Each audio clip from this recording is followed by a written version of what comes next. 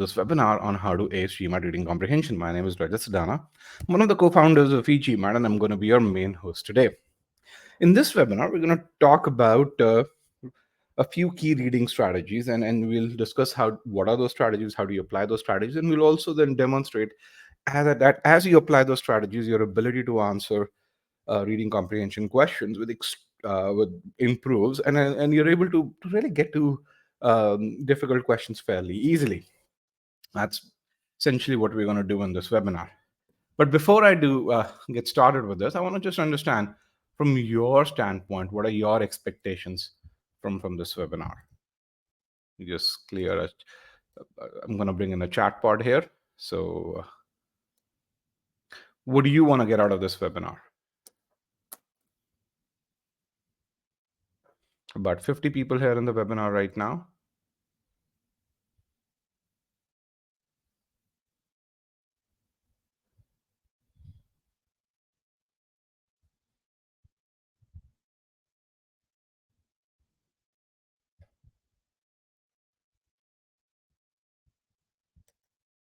Okay, increase the speed to solve RC questions, learn the process, guidance on how to do that.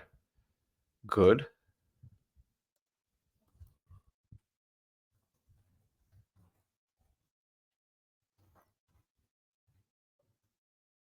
Let's look at a few more.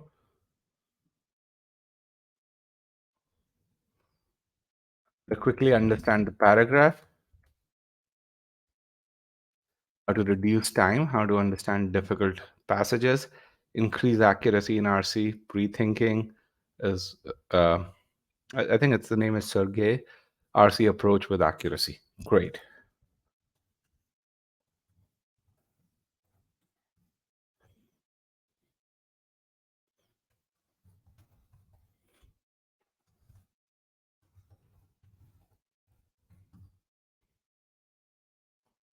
All right, how do you solve fast? Okay, arriving at the main point.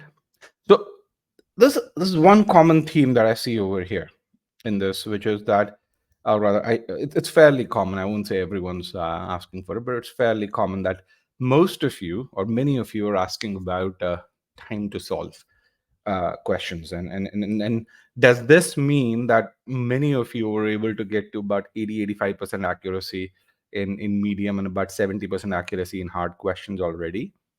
And is speed the only thing that's limiting you?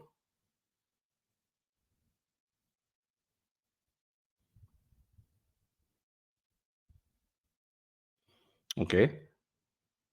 So according to you, speed is the only thing that's limiting you. That's good. We'll look at this and figure that out. Because for me, if you can't solve RC fast enough, that it's kind of pushing you back, usually you don't have accuracy. And this is one of those things that I'll demonstrate, that your time to answer questions is an outcome of good habits. And if you have those good habits, speed just falls in place. Okay, so we will focus on building high accuracy, and as we achieve that, as we achieve a high hit rate, you're going to find you're going to be able to answer those questions that much more quickly. That's something that we will focus on. So that's good. And now that I have a fair idea, I want to just understand one other thing over here, which is which edition of the GMAT do you prefer? You have three options here. You have the current version of the GMAT, you have the Focus Edition, which is the new one, which is up and coming, and then there are folks who may not have a preference here. Those guys can answer that as well. I have about 25 answers so far. 38, oh sorry, 28, I'm sorry, 33.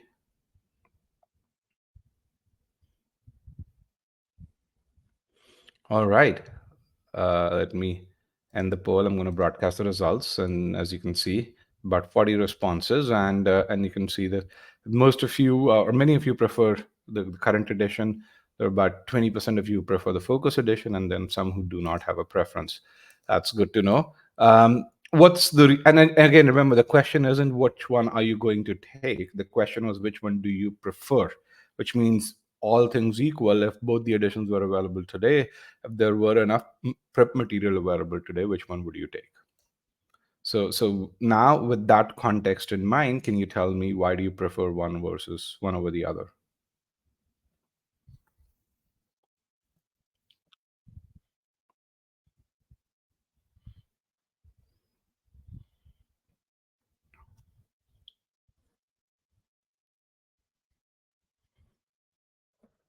Why do you prefer one over the other?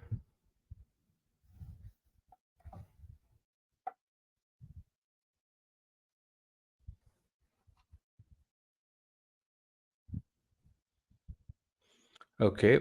Again, it's that's your limitation. That doesn't lead to preference.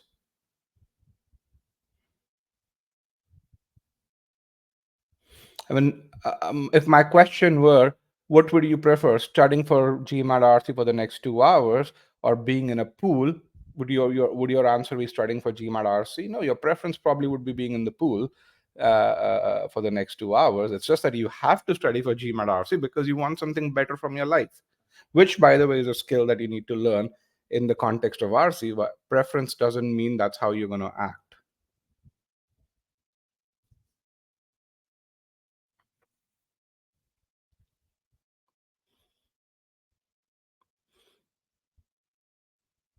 Need to give before November 2023. Okay, you will be able to take the focus edition, in my opinion, by 6th of October. Uh, Again, Ankita, remember I said, assuming you have enough prep material available, which one would you prefer? Again, this is right an example of GMAT RC question that's right in front of you, and you're not looking at the constraints that are provided to you. Okay. A lot of you think the Focus edition is going to be easier. At least some of you think that. I can really see. I have 3 comments over there where people are saying Focus edition is going to be easier. Hence, I want to take the current GMAT. Um, why do you think that's going to be easier?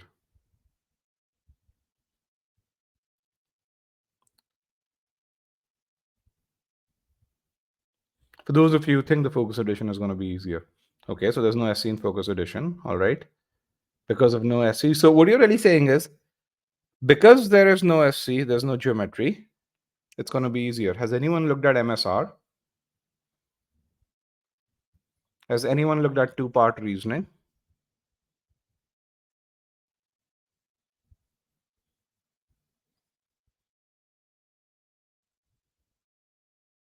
No, have you looked at and seen the difficulty level?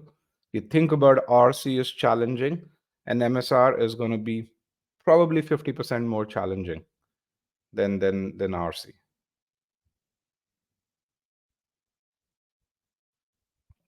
Okay.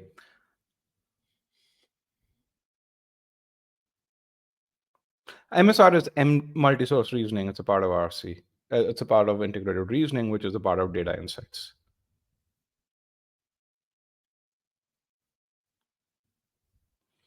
Hmm.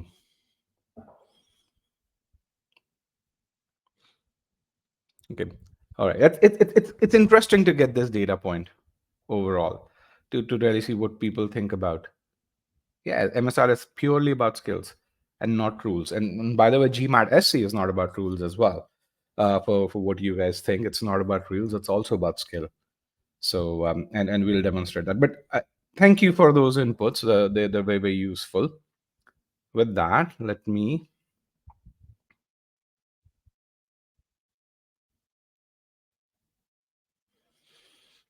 keeping the error interpretation to 12 questions only works better for me. Maybe it works better for you now. It's not going to work better for you in business school, where it's going to be an integral part of it, of everything that you do at B school. So Maya, this is something that's there.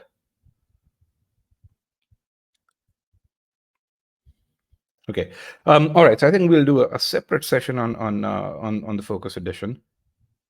So so we'll look at that.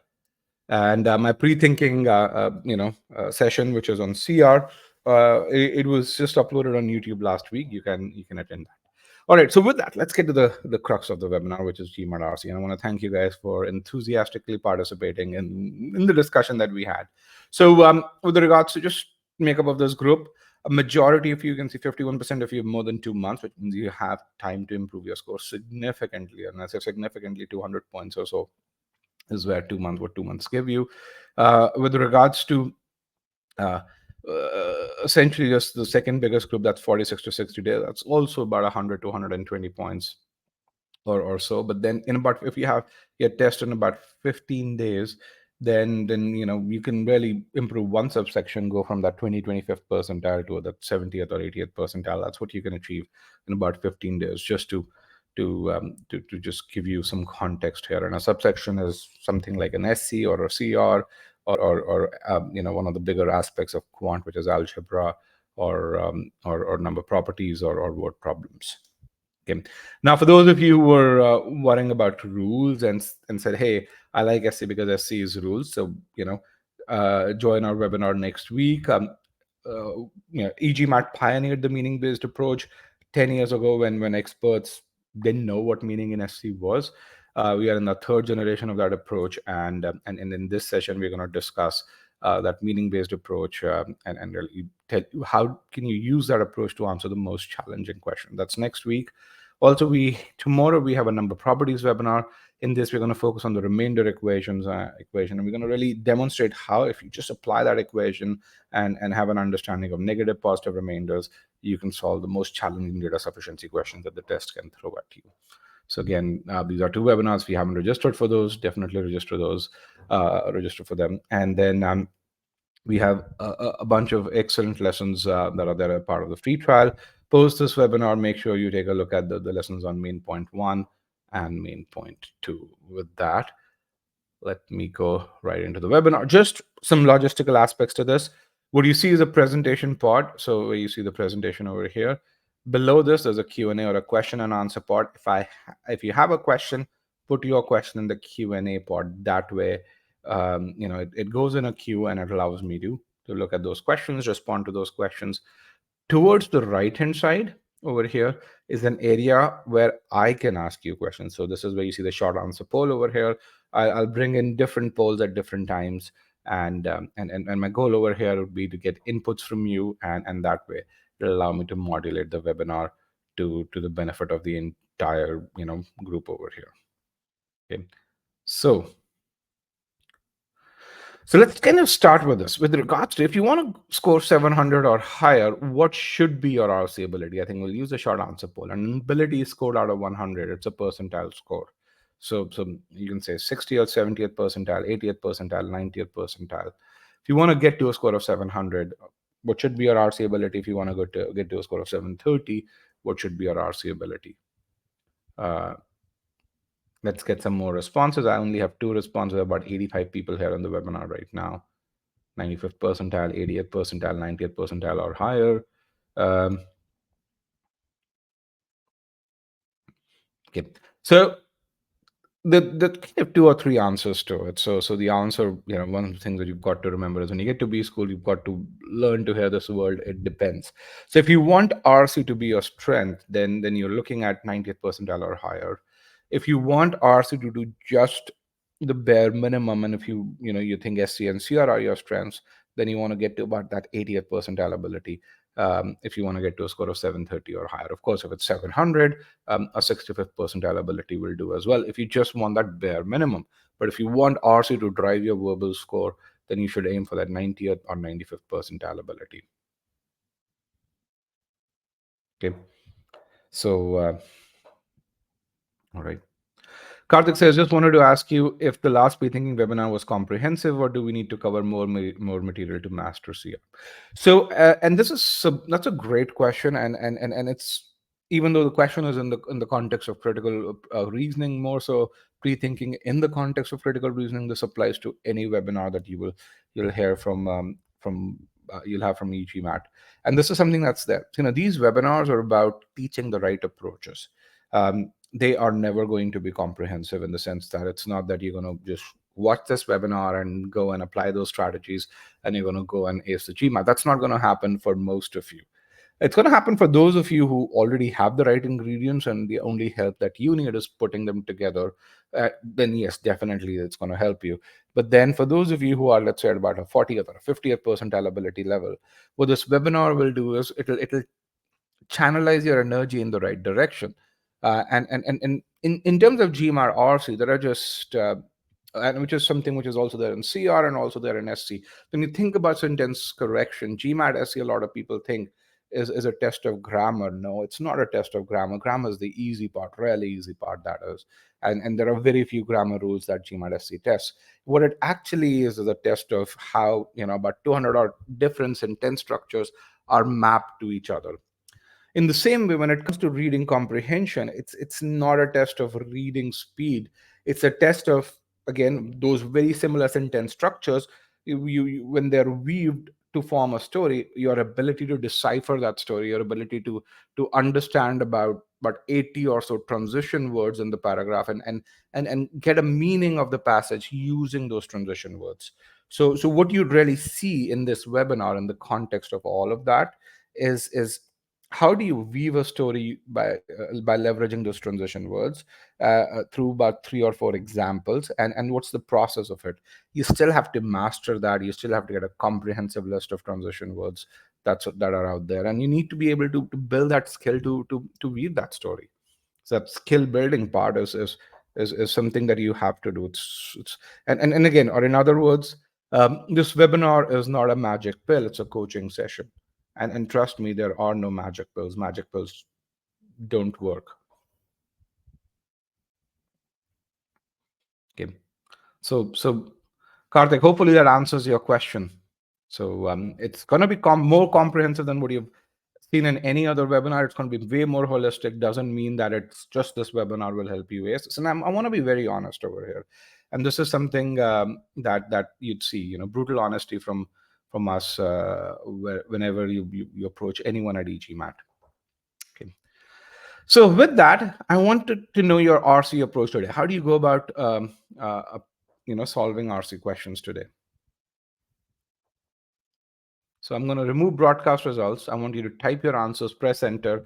And when you press enter, your response will be recorded. The system does a really good job of doing that. You won't see it till I broadcast those results. So how do you approach RC questions today? And the answer to this needs to be, I first do this, then do this, and then do this. So step 1, step 2, step 3. That's essentially, at e-GMAT, the world revolves in units of 3. 2 is too few, 4 is too many. So and you're talking about reading comprehension here. How do you approach RC? What's your strategy today?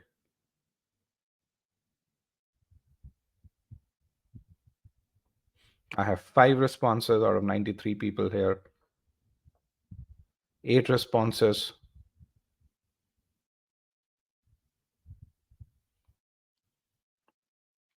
And the nice thing is when you get a response to a question such as this, you really see the various approaches that people follow today.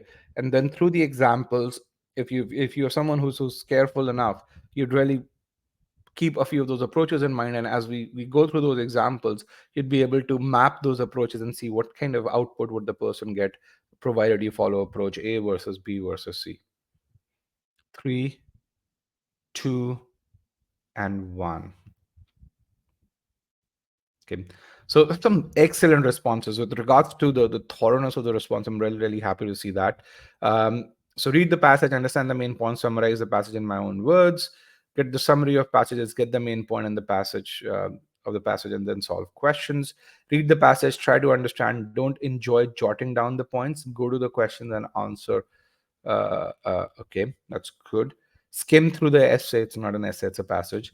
Get hold of narrative's conclusion, answer questions, visualize content, transition words, probe questions to gain higher level of understanding, inference and tone, pre-thinking of the order of the author. Just look at this. I really like this response where and again, I don't know if it's written to please me or if this is what you actually do, but either way, it's a great response.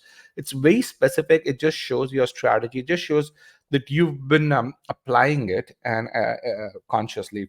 This truly is your strategy. And that's something that we recommend as well, and we're going to demonstrate that. I always visualize the story like it's a movie playing in my head. Okay, that's good. I like the visualization part. Want to be a bit more specific overall. That's something which is good, but visualizing the story is good. It does help you answer some global questions. I usually give a quick read through the RC and then read the question and try and map it, the paragraphs for an answer. Okay. It's not something that we recommend. I haven't seen a lot of people achieve 80th, 90th percentile ability through that. Okay. They were able to solve easy passages pretty well, but when the passages become more challenging, people usually struggle. But I want to thank each one of you for taking the time out to put in that response. So I know it does take an effort overall. The next question is an evaluation question. It's something that you're gonna rate yourself on, and so the question says, what's the level of understanding that you have uh, uh, uh, that you have that when you read the passage. So it's an evaluation question.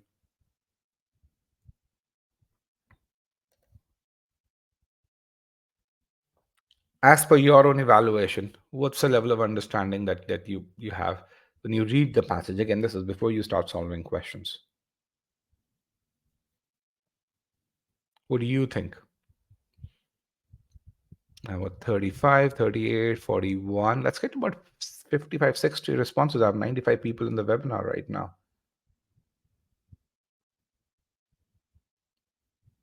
And the beauty of qualitative and quantitative data is, or we call this quantized data, or at least I call it because I'm an engineer at heart. Is you have qualitative data, you get a variety of responses, but then when you have data where you have to put your answers in these buckets or quantized or quantities or these groups over here, you really see where different people are. And so 46, 51, 53 responses. Let's get to about seven more. Let's get seven more responses here. The answer is, what's the level of understanding in your opinion that you have? Do you completely understand the passage, which means you're between 90 to 100%? Are you between 75 and 90, 50 and 75? And then are you at less than 50%? Okay, 58, 59. Let's get to one more person before we move forward. Let's end the poll. We have 60, and let me broadcast results here. So you can see, the majority of this group is between 50 and 75%.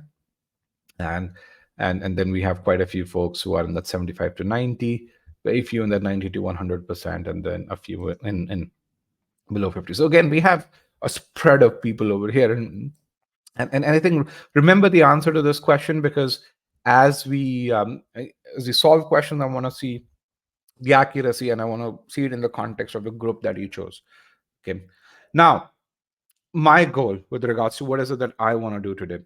Um, in short, if I'm able to help each one of you give a strategy, apply a strategy that allows you to get twice as much from the passage as you get today. At least most of you. Some of you actually get about an 80% there. The headroom is just about 20% for a majority of you. I want to be able to give you those tools that will help you get 2x as much. That's going to be my strategy. Let's just get to 2x as much. That's going to be my goal over here. And essentially the way we will do that is, as we'll introduce something called reading strategies, which is how should you go about reading the passage? What are those keywords that you should focus your attention on? And then we'll demonstrate those strategies through a few small passages.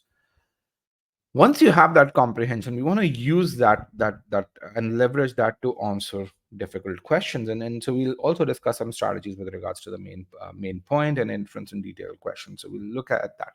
So that's the overall goal, this one over here. This is where we will do that initially using a couple of small passages and then a full length passage, and which is where, so this is skill building, this is skill building, and this is overall application in this case. Okay. Right now, none of those strategies is going to work if you don't have the right attitude. And a lot of people, when it comes to GMAT RC, they have this attitude where they really say, hey, um, uh, uh, why, I don't know why the hell do I have to learn about women emancipation. I don't know why the hell do I have to learn about these topics. Some people actually hate econ, others hate some certain topics in sciences where you're talking about the kind of rocks that exist in Earth's crust and so on and so forth. There's a really specific reason why GMAT RC exists. That is because, essentially, in the context of business, you have to read and comprehend all sorts of information that comes presented to you, whether it's coming from your accounting department, your legal department, or an analyst who reports to you. And it's really important that you understand the gist of each one of those contexts out there, and which is where the attitude to understand what the author of the passage is saying is really important. You've got to have that attitude of, I'm going to get immersed in this passage and I'm going to visualize what the author has said. Now, having said that, it's really important to learn how to read like, like a leader, or write like an MBA versus reading like an engineer. A lot of people, when they try and understand the gist of passage, they try and really just say, okay, if the passage is about something technical, they go into the technicalities and they try and understand each and every aspect of that technicality as if they had to build that machine. And the reason for that is because this is how you read today. Many of your engineers, and your job is to understand the technical aspects of any piece of literature that's presented to you. um, when it comes to GMAT RC, yes, there will be some technical details, but you won't have questions on the technical aspects of it. You'll have questions on the managerial or the decision aspects of it. So the attitude that you need to have is on the managerial or the decision aspects. Am I correct? Many of you try and understand, focus too much on a lot on the technical aspects, and then sometimes that kind of what frustrates you. Okay, so we will focus on the managerial aspects of it, and we'll look at it from that standpoint of, okay, what is that managerial aspect? And when I say 100% of you should, the level of understanding should be 100%. It means that from a managerial standpoint, you should understand what decisions has the author taken, what is the author's opinion, where is the author merely communicating information, and where is it that he's expressing an opinion. That's really, really important. Okay. But you don't have to get into the technical details. Why? Because frankly, there isn't going to be enough information for you to be able to understand those technical details or so. Okay. So when it comes to RC, there are three things that I want. The first is focus, the second is attitude, and the third is visualization. If you if you can focus while reading, don't let your mind waver. If you have the right attitude to really say, I've got to read it from that manager's standpoint, and understand the gist of it, and if you can visualize the information that you're reading, then that's something that will help you get there. Now, what do you need to be able to do all of this? Focus, attitude, and visualization. One of the key things that you will need is reading strategies, and we're going to discuss how they help, and how they help you get 2x more out of the passage. And to when you apply those reading strategies, you do them at three levels. One is what I call as atomic level, which is looking at a sentence level. The second is a molecular level, which is where you're looking at a paragraph, and then the third is an entity level, which is where you're kind of summarizing various paragraphs together. Okay, and when you're reading a passage, there are certain things that you're really taking a note of. One is your comparisons. In GMAT RC, you will have lots of comparisons. That's something and those comparisons often lead to deeper meaning. You've got to be able to do that. Your ability to decipher claims versus evidence. There are times when the author presents evidence, there are times when the author presents claims, there are times when the author is merely communicating information. So your ability to decipher these three, group statements into whether they go into, hey, I'm as an author, I'm just communicating information versus providing evidence. That's going to be tested a lot um, overall. And especially where the author is giving you claims. And the third piece is moving from one aspect to the other, those transition pieces. Okay. The other thing that you really see is, to really excel to do this, you've got to be deliberately slow. And I want to just repeat this word. A lot of you talked about saving time. You will save time if you are deliberately slow. You will not save time today. Let me also say that. You will save time probably 5 days from now. But to be able to go fast on GMAT RC, to be able to answer questions quickly, you will never go fast. I can solve a typical RC passage in 6 minutes, where I can answer those 4 questions. And the only way I can do it is when I go slow, because my time to answer questions is about 35 seconds. My time to read an RC passage is about 3 minutes. And I'm deliberately slow. The moment I go fast, I take about 7 minutes, my accuracy goes down by about 20% points. You don't want that. My typical accuracy is about 95% in GMAT RC. Even I make mistakes. Let me just be very clear. Okay. But when I make a mistake, I already know, even before I put that answer in, that I've made a mistake. And many of you probably have experienced that.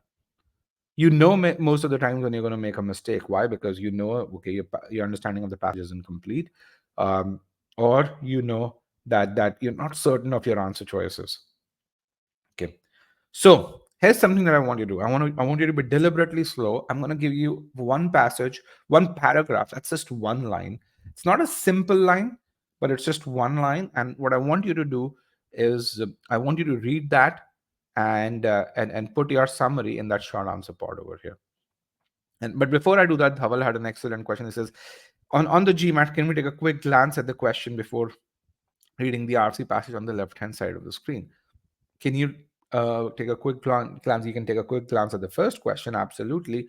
Um, and most of the times that first question is a main point question, so I don't think it helps you a whole lot, frankly.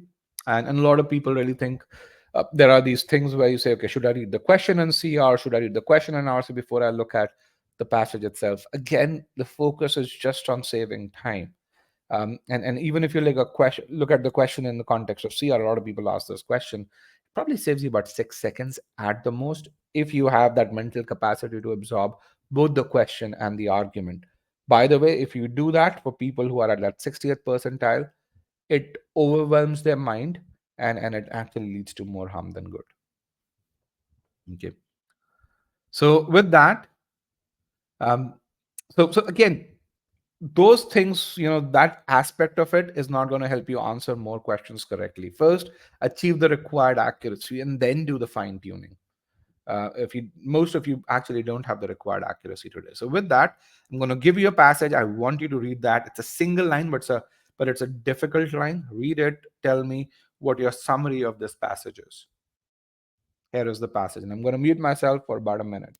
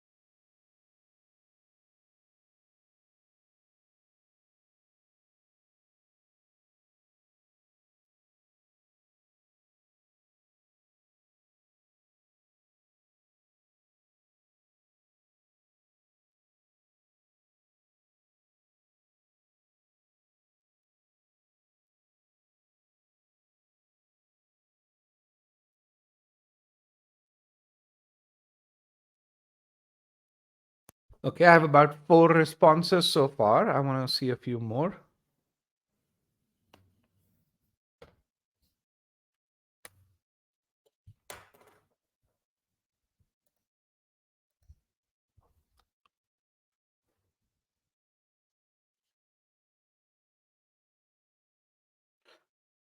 I'm going to give you 5 more seconds.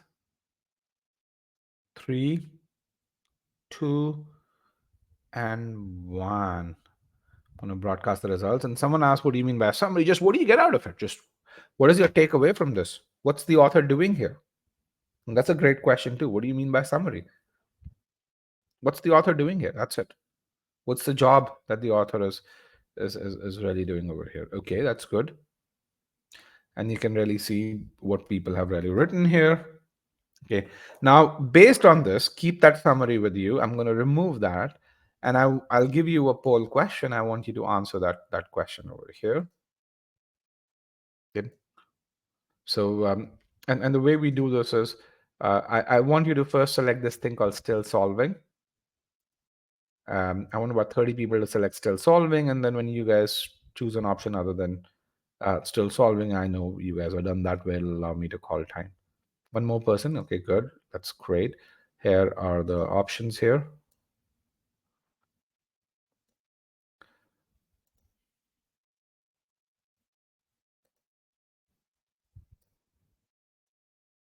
And here is the passage for those of you who need to see the passage again.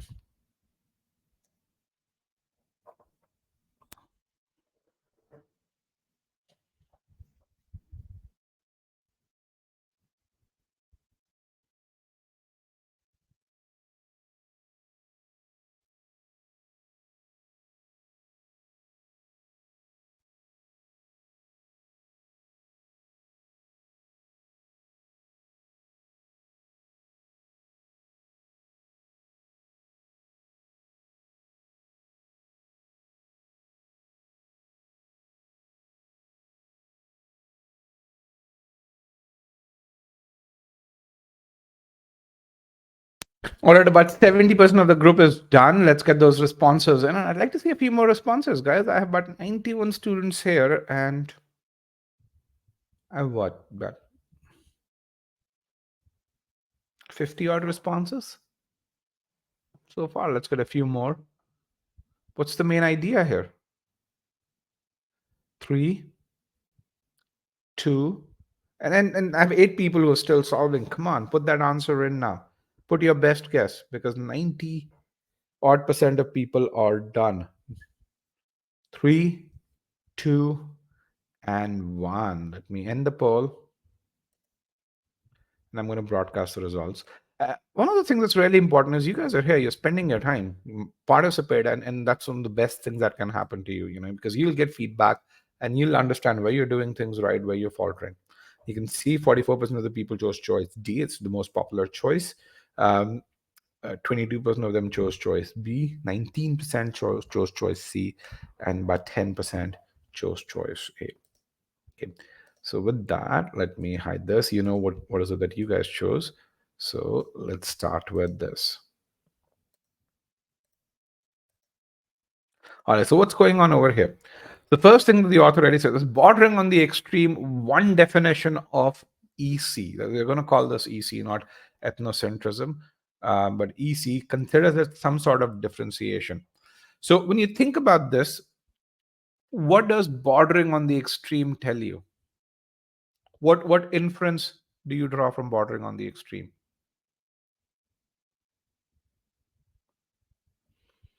Okay, it's an extreme opinion. Whose opinion is it? It's the author's view. What is the author's view? The author's view is that this is probably not the most, it's an extreme perspective, probably not the most precise perspective on EC. Okay. The author, we don't know whether the author agrees or disagrees. What we know is that the author is saying that it's an extreme definition. The author says bordering on the extreme, one definition. What do you learn by one definition of EC? Now, what does the word one definition mean? There are multiple definitions among many. Okay, there are several definitions. Now, is this definition the author's definition, or is the author merely presenting information to you? Is the author saying this is my definition, or the author is saying, hey, there is one definition and I'm just merely presenting this information to you? The author is merely presenting. This is not the author's definition. The author is saying, there's an extreme definition, and this definition considers EC as some sort of differentiation. So remember, I talked about the engineering aspect of it. This is the engineering aspect, a schismatic in-group out-group differentiation in which internal cohesion, peace and solidarity, and loyalty and devotion to the in-group are correlated with the state of hostility. Correlated is an important word. The state of hostility towards the outgroups. Those outgroups are often perceived as subhuman or the incorporation of the evil. Okay. So the author says there's this one exaggerated definition. It's an extreme definition, and as per this definition, Love for your own people is linked with hatred towards outside. When you think about the word correlation, it means linking. Correlation technically means things go up together, things go down together. So you say incomes or profits are correlated with stock price. As profits increase, stock price goes up. As profits go down, stock price goes down. Okay, that's something that's there, and those outgroups are perceived as subhuman or incorporation of the evil. So here what the author is doing is he's presenting you one definition of EC, and as I said, this is he's communicating information, and he's the author clearly indicates that that definition is exaggerated, so he's presenting his opinion on it. So bordering on the extreme is an author's opinion, and then the author is communicating information, and he says these two things are correlated. Okay, so far so good. You guys are with me? Okay. And this is what I call as the manager's view of reading the passage. Okay. So let's kind of look at what people chose and what are the various answers. So the question, what's the main idea? It says, what's the goal with this passage over here? So we'll look at each and every answer choice, where choice A says to criticize a concept that encourages hostility. So when you think about it, does the author criticize EC? Absolutely not. Does EC encourage hostility? Does it cause hostility? Does it increase to hostility? No. The author merely says this is the definition of EC. These two things are correlated. It doesn't say EC encourages hostility towards the outgroups. Okay. So for these two reasons, this choice is wrong. People who chose choice A, is that clear?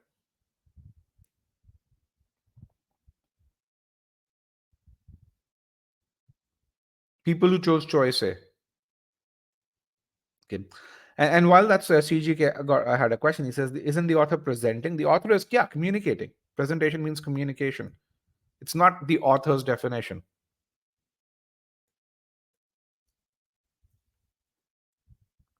Okay. Let's look at choice B. Lots of people chose choice B as well, and choice B is wrong too. Let's see who all chose choice B or other. How many people chose choice B? But 22% of you chose choice B. Choice B says to evaluate the concept of EC while enlisting its various features. Okay. So evaluating means finding pros and cons. The author doesn't really tell you these are the pros of EC and these are the cons of EC. Okay, that's something that the author doesn't tell you. While enlisting its various features, the author really says, what does EC do? So if you think about it, it doesn't. The author does not enlist its features. So a parallel example would be, if I were to ask you, what does your phone do? You'd say it's a device that helps me communicate. It makes me efficient. I say, what are the features of your phone? You would say it has, a 50 megapixel camera. It has a screen that's this big. It has a processor that's like this. It has a touch screen that is 60, 70, 120 hertz or so. Those are features. The author doesn't list those features overall. The author really says, what does EC? What is EC? What's that one extreme definition of EC? Okay, so for both these reasons, choice B is wrong, and you guys can see who all chose if you chose choice B, not who all, but how many people, and if you chose choice B. Okay, choice C says to define the concept of EC, and which leads to hierarchy among social groups. So the author does not define, the author presents the definition. That's one definition, and as per the author, it's an exaggerated definition. And this concept does not lead to hierarchy. Okay. Uh, there's no causality that's over there. Okay, which leads to our correct answer, which is to introduce the concept. Yes, the author does introduce the concept. Prior to reading this passage, you didn't know what EC meant, and the author really just presents a view. It says this is an extreme view of EC, and how does he introduce that concept? By presenting an extreme view on EC. The bordering on the extreme, one definition does this. So the author doesn't give you an introduction, and then he presents that view, which is bordering on the extreme. Okay. So, but half the class got this right. 44% actually got this right. 30 of you, and you can really see if you faltered on it, where did you falter? Did you not understand how the passage was written, which is the architecture or the structure of the passage, or did you not understand what the answer choice meant in the context of the passage, or did you falter on both? And you guys know uh, uh, uh, uh, uh, essentially why you faltered. If you want to just write down when you made a mistake, where did you make a mistake? Is it because you didn't understand what the author actually is doing here, or uh, uh, you didn't understand really what the answer choice was doing, or did you falter? Did you understand both of them and falter while mapping the answer choice to to to the passage? Incorporation of evil you thought was criticism. That's a personal bias. Why are you wrong? Because the author hasn't really said incorporation of evil is right or wrong. Has the author expressed his opinion?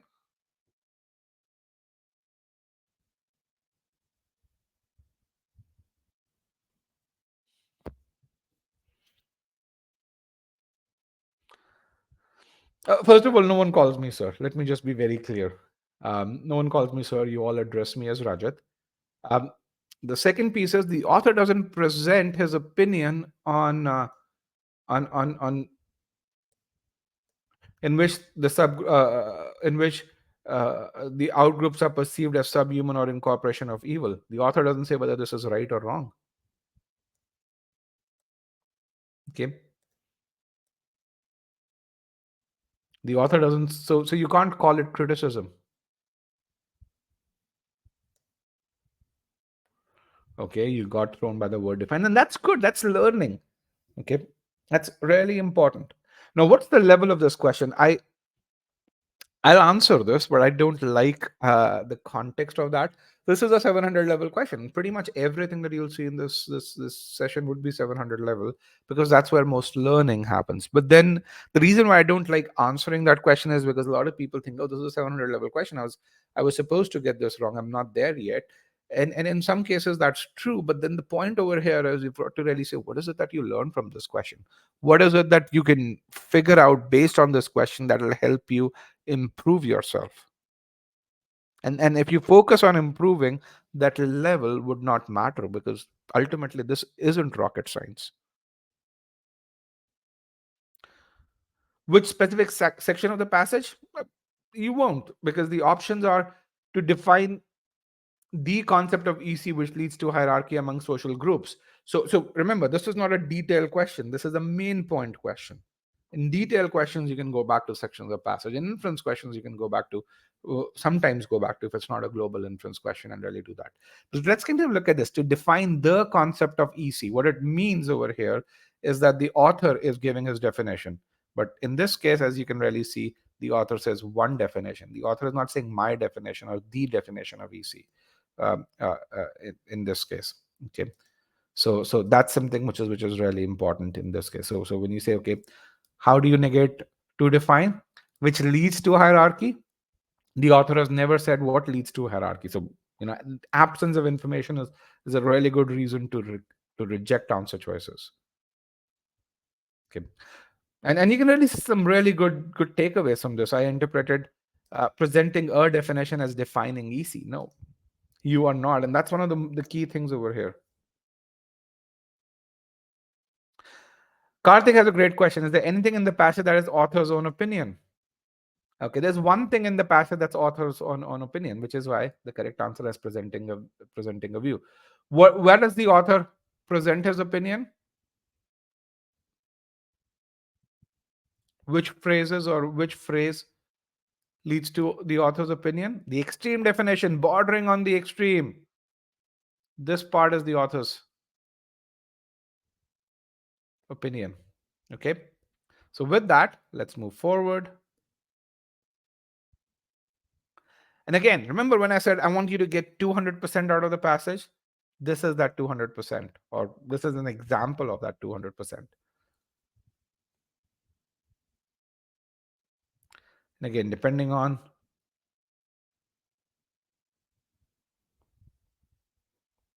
so we're going to follow the same exercise over here. Okay. But again, as we go forward, we're going to have a companion passage or paragraph. And as we go forward, we will apply what we have learned over here. So read the passage. Here is your passage 2.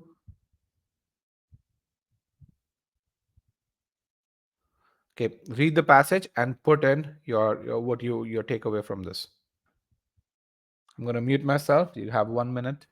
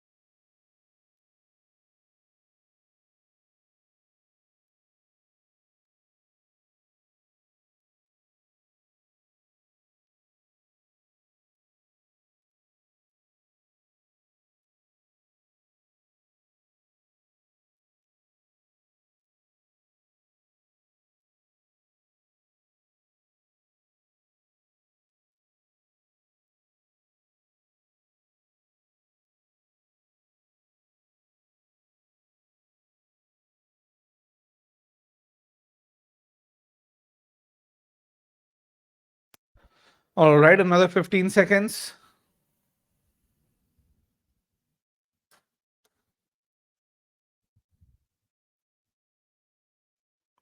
3, 2, and 1. I'm going to briefly let you see what people have put in here. Okay, so that's there. And then I'm going to give you the poll question. Let's put in this. Here is the poll question over here. And again, we'll do broadcast results once again. Or we'll do still solving once again. And let's get about 25 people to say still solving. 20, 21, 22. All right, I have someone who's a couple of people who've chosen B, C, or D. That's okay, because you still don't have the question. Here is the question. I'm going to mute myself. I'm going to share the passage at the bottom.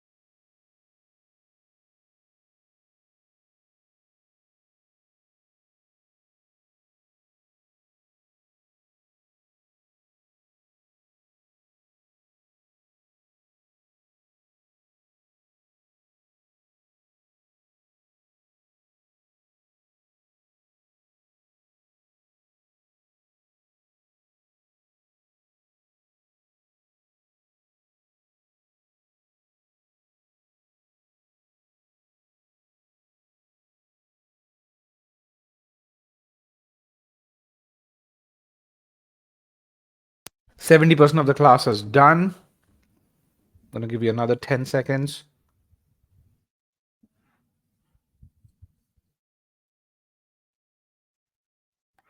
3, 2, and 1. Let me end the poll.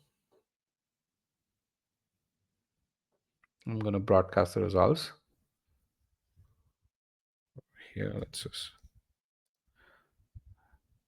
All right, you can see choice B is really popular, choice A is really popular, so is choice E. C and D, not so popular. D is somewhat popular, is what I would say. Okay, so with that, let's hide this. Just remember what you chose. I'm gonna actually close on a couple of options here, and essentially what this really says, this is really good because it'll help us learn. Let's move forward here. Okay, so I want to ask this question. The color blue is considered to have a soothing effect on moods of people. What can you infer based on this? Okay. Based on the statement, some people regard color blue as soothing. The color blue is soothing, or both.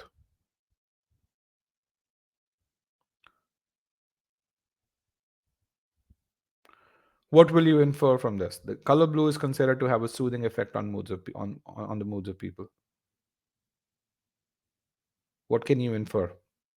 I have 45 responses, 50 responses almost. That's good.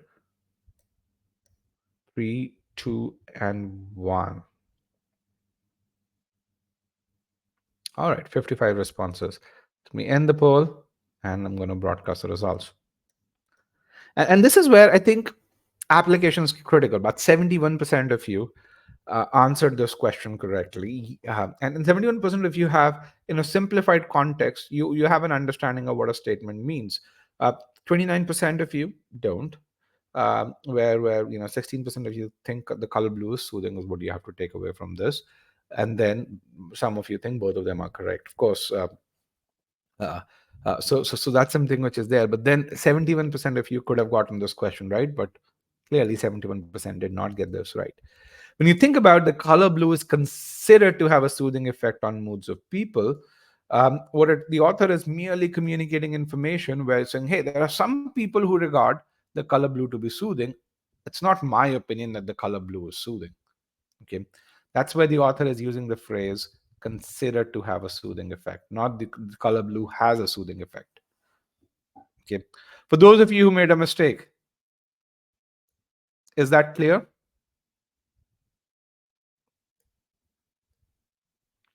Is this aspect clear for those of you who made a mistake? Yes, no. Okay. And again, yeah, I can go over it. So when you see the author is saying the color blue is considered to have a soothing effect on moods of people, what the author is saying is the author is merely communicating information. He's saying, hey, some people consider color blue as soothing. I don't. It's not my opinion. And so you can't really say that the color blue is soothing, because if you say that, then you're really just saying it's the author's opinion. And we can take some other such cases as well.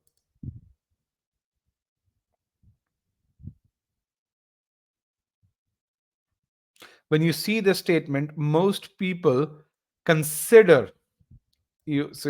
When you look at the two statements over here, which are under the incorrect responses over here.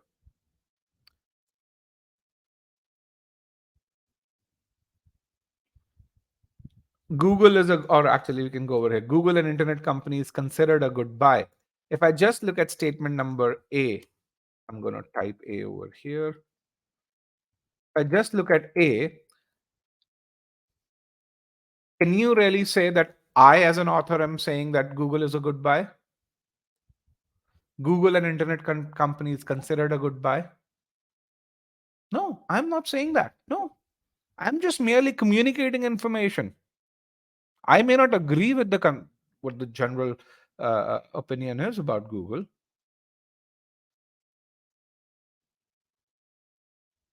A really important distinction. Karthik says, yes, but since it's considered soothing, doesn't it mean it's a majority or a popular view? It could be a popular view. Are you 100% certain, Karthik, that it's the author's view? Doesn't matter if it's the opinion of the majority. Are you 100% certain it's the author's view? It's the author's view. Does the author consider it? No, absolutely not. Okay.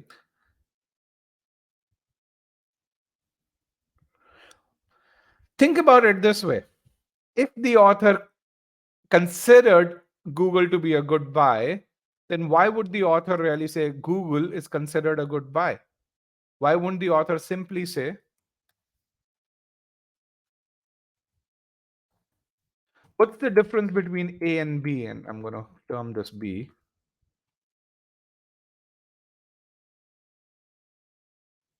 What's the difference between A and B? Why would the author use A versus B or B versus A? Both are valid sentences. Why would you choose one over the other? Both of them serve different purposes. In A, I'm merely communicating information. In B, I'm recommending it.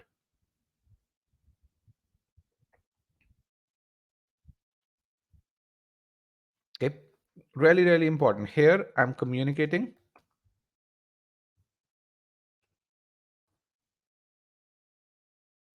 Here,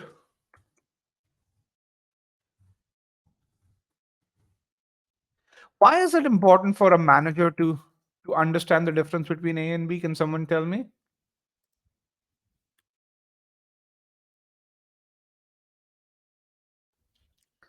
Why is it well, inference in the context of CR, the RC, I understand that, or also in CR, but why in general, in life, an MBA is supposed to understand this difference? Okay. The reason is when, let's say you graduate, you go work at McKinsey, um, if you're not certain about something, you're going to use A. You will say, hey, some people think this is something which is there. If you've done your research and you're fairly certain, then you're going to give your opinion. If you're using A, what you're really saying is, I'm communicating information to you. You're telling your superior, I'm communicating information, but I myself don't have an opinion on whether this is right or not. Okay. So if this goes wrong, don't blame me. You have no power to blame me. On the other hand, if you say B and it turns out to be right, you get the accolades. If it doesn't turn out to be right, then you actually get the heat. And this is where a lot of the decision making happens. Okay. And the ability to distinguish A versus B is really critical when it comes to GMAT RC. It's tested a lot on GMAT RC. In difficult sentence correction questions, it's tested as well. Okay.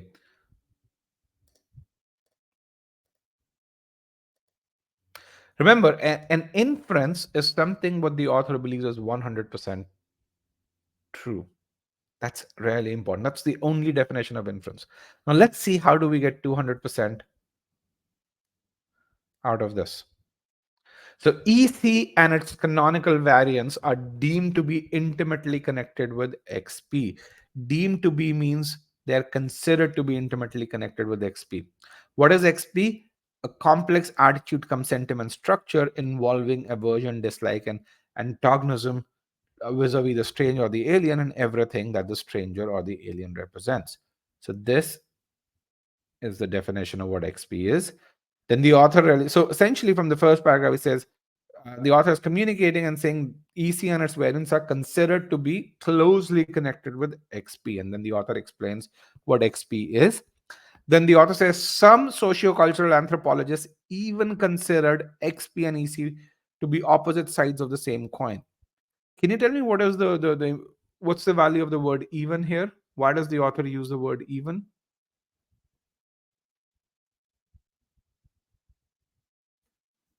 Why does the author, it's, is it contrast?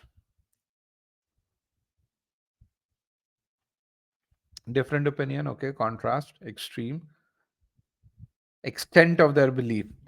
Yes, strengthen idea. I've seen two or three responses. Now, remember, let's kind of consider one, and then let's call this two over here, the word even.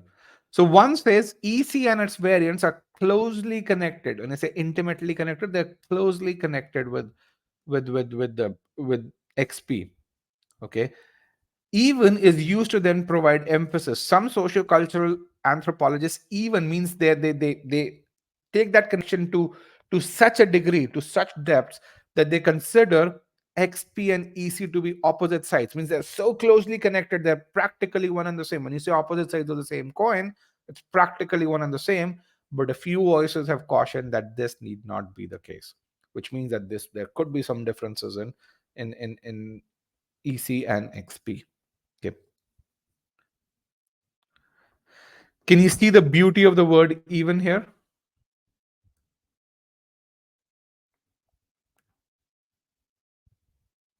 Read this again and see why does the author do that?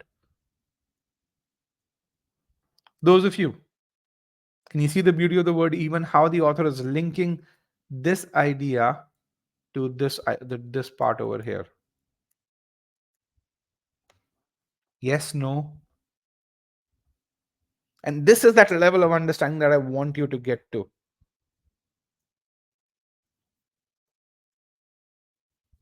No? Okay. Let's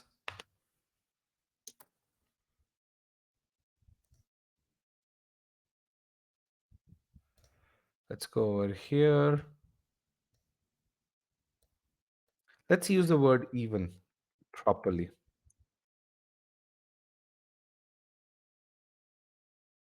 I am going to, and we always go with stock purchases.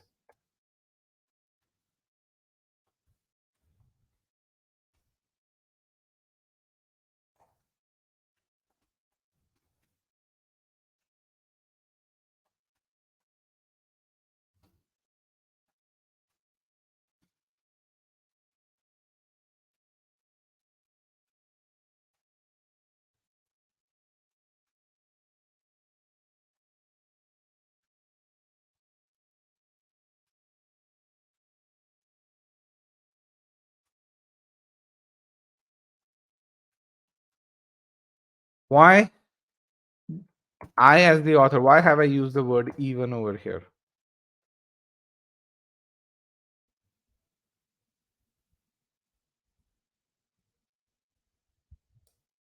Why did I use the word even here? Yeah. Emphasize how good Google is.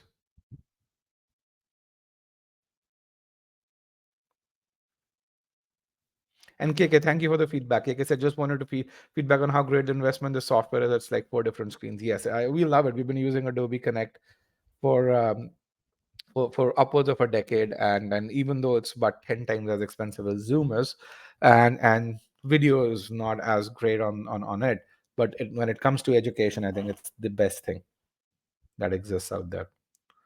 So but again, these are the things. When it comes to GMAT RC, this is what you need to be able to do. This is the beauty of RC. You've got to be able to appreciate that beauty. I want to ask you this one question. Can you appreciate this beauty of RC if you rush through it? You read quickly? No. But if you're able to appreciate this beauty of RC, then you'd be able to answer quickly once you've read it. That's something that I can guarantee. Opposite sides of the same coin means they're practically one and the same. It's, one coin, they're the opposite sides. Okay, so they're one and the same. Opposite sides of the same coin essentially means one and the same in whatever context you use. Okay, so let's look at this. EC and its variants are considered to be closely, and considered to be means it's not the author's view, it's the general view, to be closely connected to XP. Okay, then XP entails hatred for all aliens. Then some experts take an extreme view, so that the XP and EC practically coexist, or they're practically the same, which is the opposite side of the same coin. But some other experts disagree that, hey, they coexist. That's kind of what the author is saying in very simplified form. And you think about it, a lot of people ask this question, and I'm sure you guys have asked yourself, should I be taking notes on GMAT RC? How many of you asked yourself this question? Should you be doing that? Okay. And a lot of experts will tell you, hey, taking notes is something that you shouldn't be doing because it takes time and blah blah blah blah blah.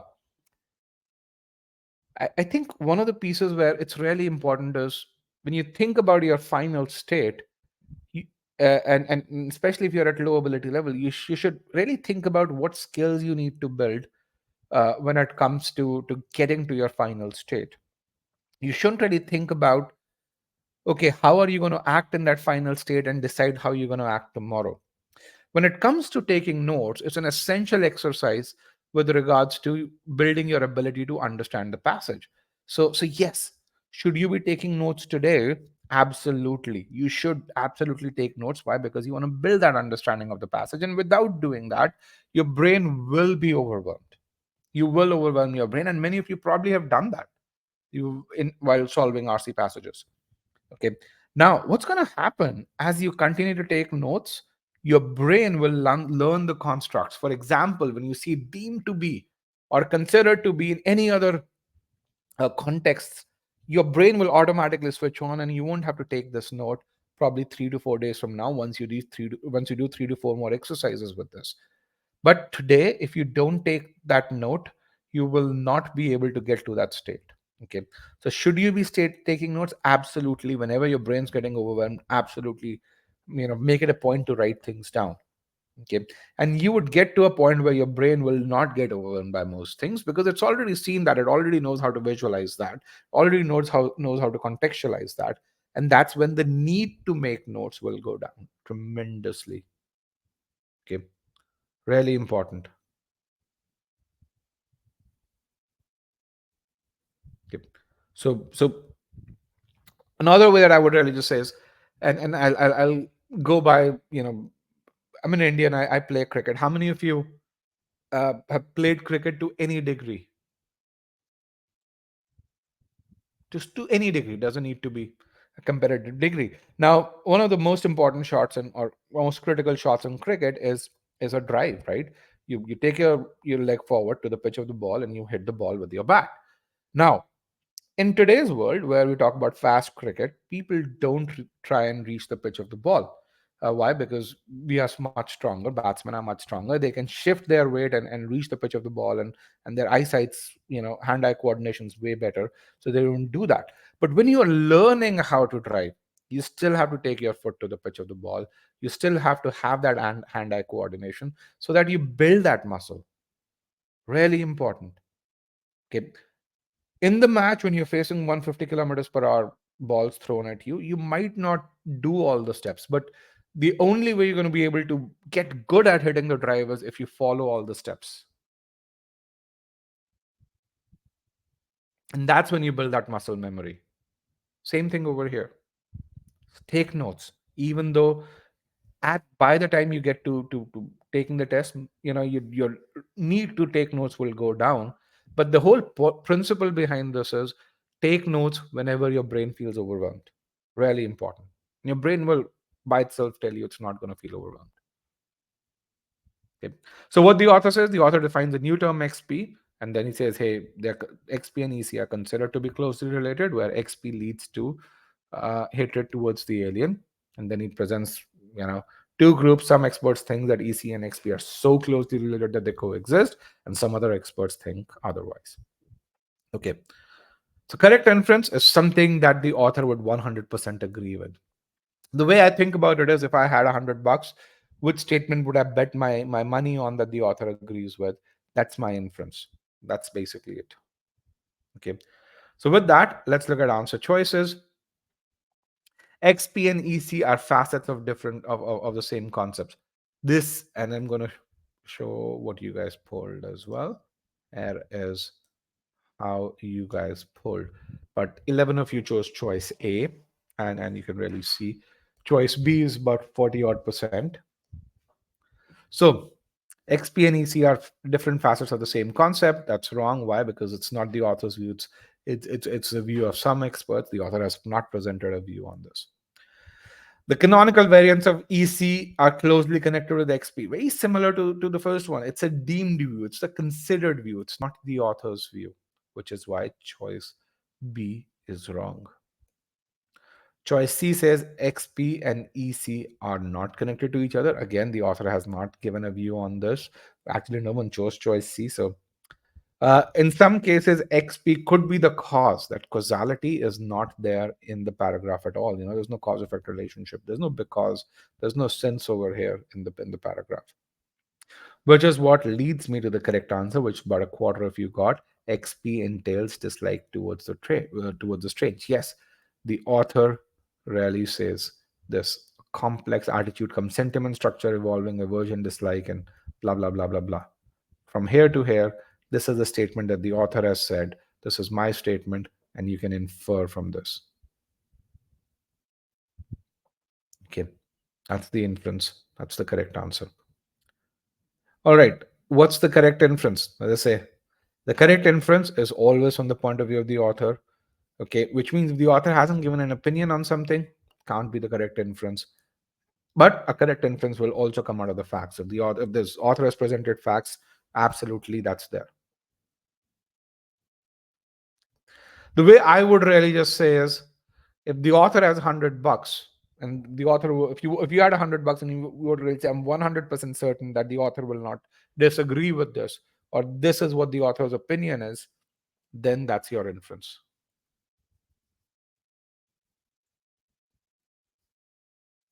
Why would you make a mistake?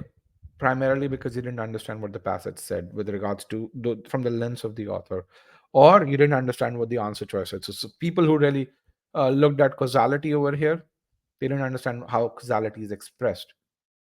Okay, people who are closely connected. This was author's opinion versus author communicating information overall. Okay. So with that, what we want to really just do is make sure that we take whatever learnings are. So the first two questions were just a foundation. Wanted to tell you how should you go about doing RC. Okay. Hopefully you have an idea of it. Now we're going to apply this on a full length passage, 700 level passage, and if history is any indicator, you guys will likely do much better. Okay, but the only way you'll do better is if you read with intent. If you're not afraid of GMAT RC, if you really say, okay, I have some more tools now than what I did before, and I'm going to apply those tools, and I trust that if I apply those tools, I'm going to do better. Okay. So, but essentially, really important to read for comprehension. Read as if a manager would read. Okay, and the way you've got to do that is you've got to break those sentences down. You've got to make connections. You've got to really use keywords. You've got to draw inferences, stop and pause. A lot of people just go and read in a single go, and really just it's essentially. Um, I mean, the best way I would really just say is, and at the risk of I would say probably displeasing some people, don't gulp an RC passage. Enjoy it as if you would enjoy a fine wine. That's kind of what I would really just say. For those of you who really drink wine or who really like a good scotch, enjoy it, savor it. The more you savor an RC passage, the more you're going to actually have the appetite for doing it, for solving more RC passages, and the more questions you would get, right? And to savor an RC passage, pausing is really important. Understanding what meanings imparted is really important. And summarizing is every few lines, some are going back and say, this is what I've read, this is what I understood, this is how it links to 3 lines prior to this. That's really important. Okay. So with that, I'm going to give you a full length passage. I want you to read the passage, take notes, and what I'm going to do is I'm going to put in a timer over here, and I'm going to give you, let me just, I'm going to set about 4 minutes to read this passage. And again, you'll still have the passage uh, to refer to. So here is your timer. Here is the passage. I'm going to actually give you the passage in notes pane as well.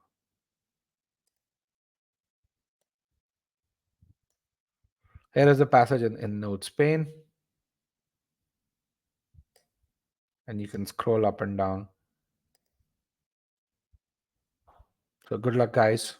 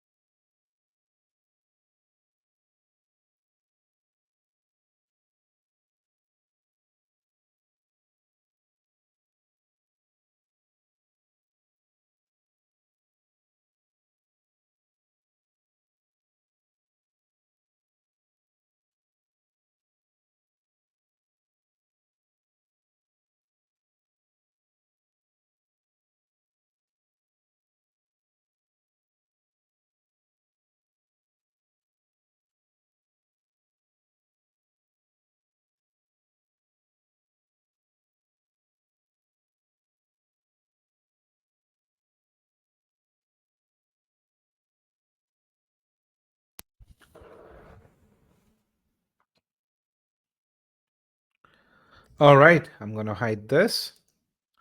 And what I'm going to do is I'm going to move this down here. So you still have the passage for reference. I think that's one of the best ways to do this. And you'll have to scroll it, but I think it'll be good enough. And let's kind of try and make this slightly smaller, make this slightly bigger. Okay.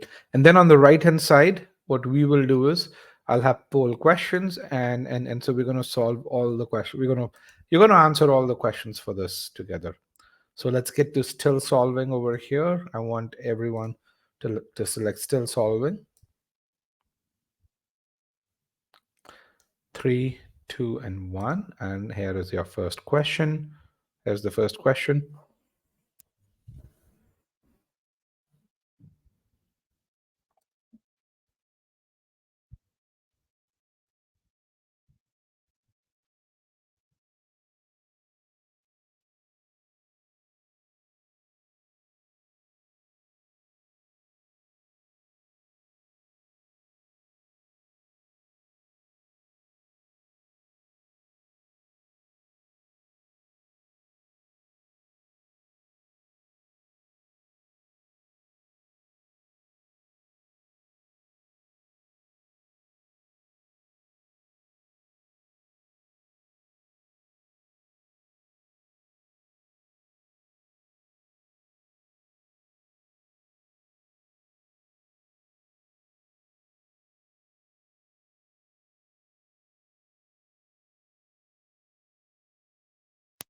All right, about 70% of the class is done.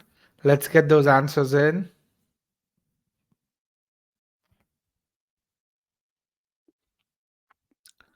3, 2, and 1. I'm going to end the poll. About 96% of the group is done here.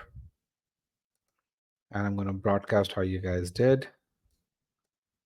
So this is how you guys did. Choice D was the most popular answer. You can see how the other choices as well. So we have question 2 here.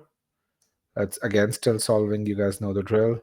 Broadcast results. Let's get to 30 people saying that way. I don't get to time you. I don't, and that's something which I think it's way better. We get much more unbiased results if you time yourself as a group rather than me timing you guys.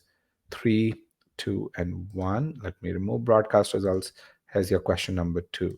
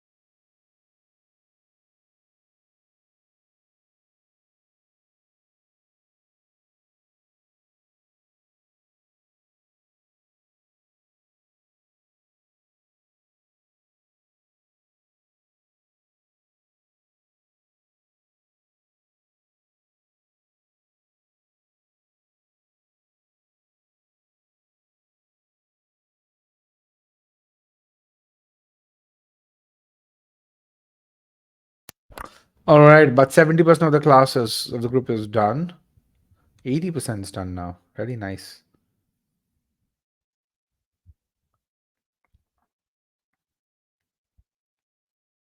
3, 2, and 1. We end the poll. I'm going to broadcast results to really show you how you guys have done. It's really good. Let's go to question number 3 again. Select still solving.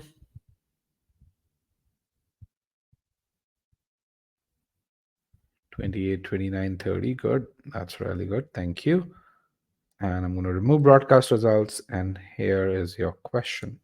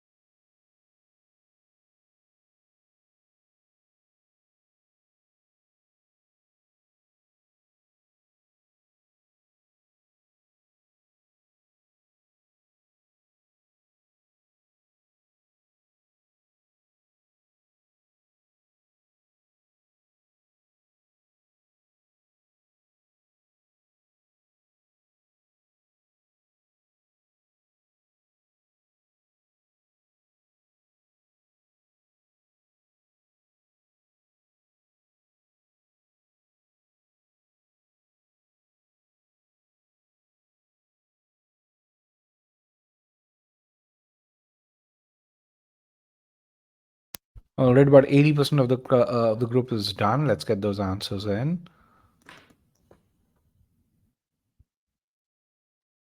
5, 4, 3, 2, and 1. Me in the poll. But 94% of us are done, and you can see how we did. But half of you chose choice C, choices D, and you were popular, as was choice A. It's good. Question number 4.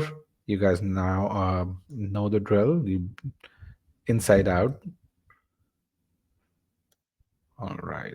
8, 29, 30. Great. Here is the next question.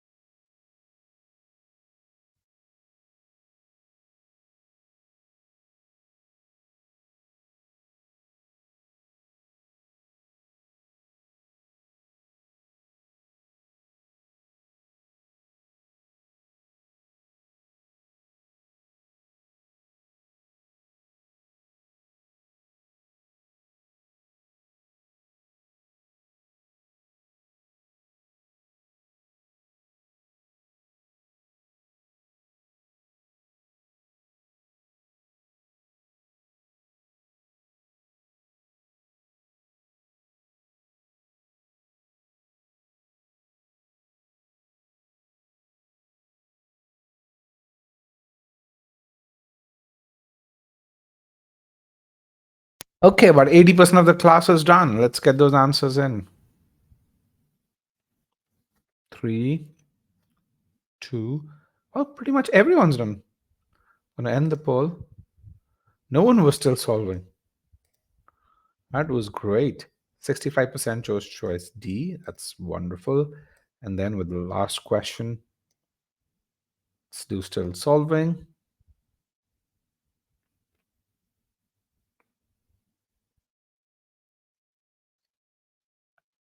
Perfect. Use this so you guys can see the entire poll. Here is the question.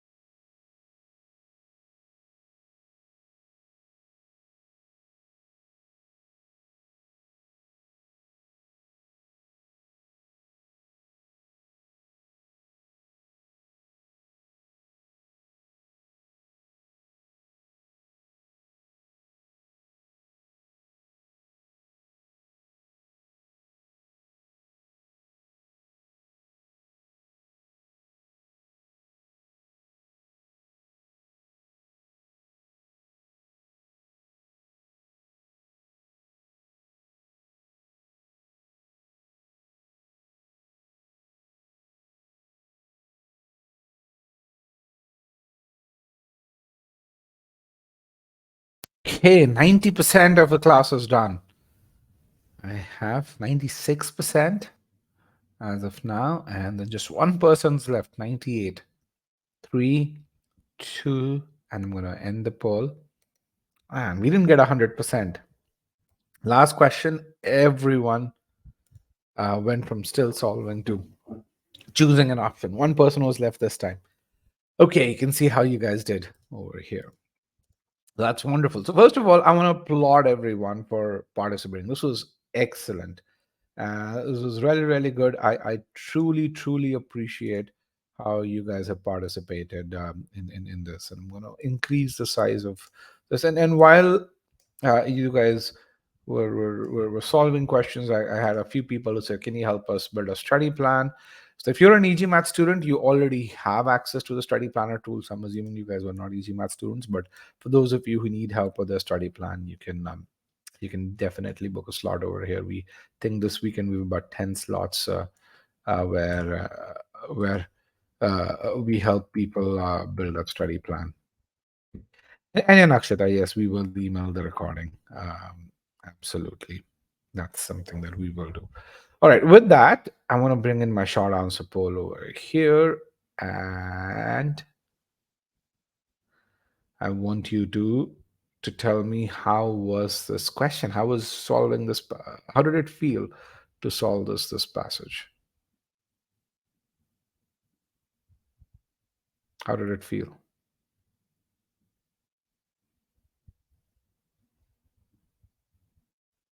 Very hard. Okay. Confident, challenging. Okay. Good. Some people loved it. More confident than before. Okay.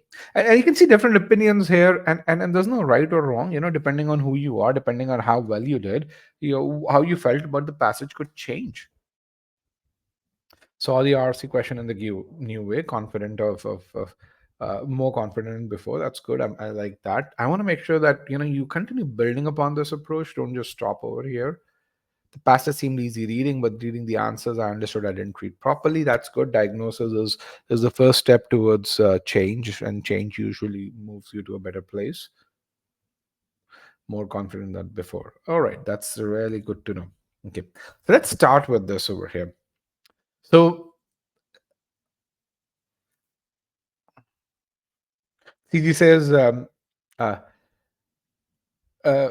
interesting and surprisingly easy, certainly linked to a personal topic interest in the topic. Okay, that's good. And usually when that happens, that's the case.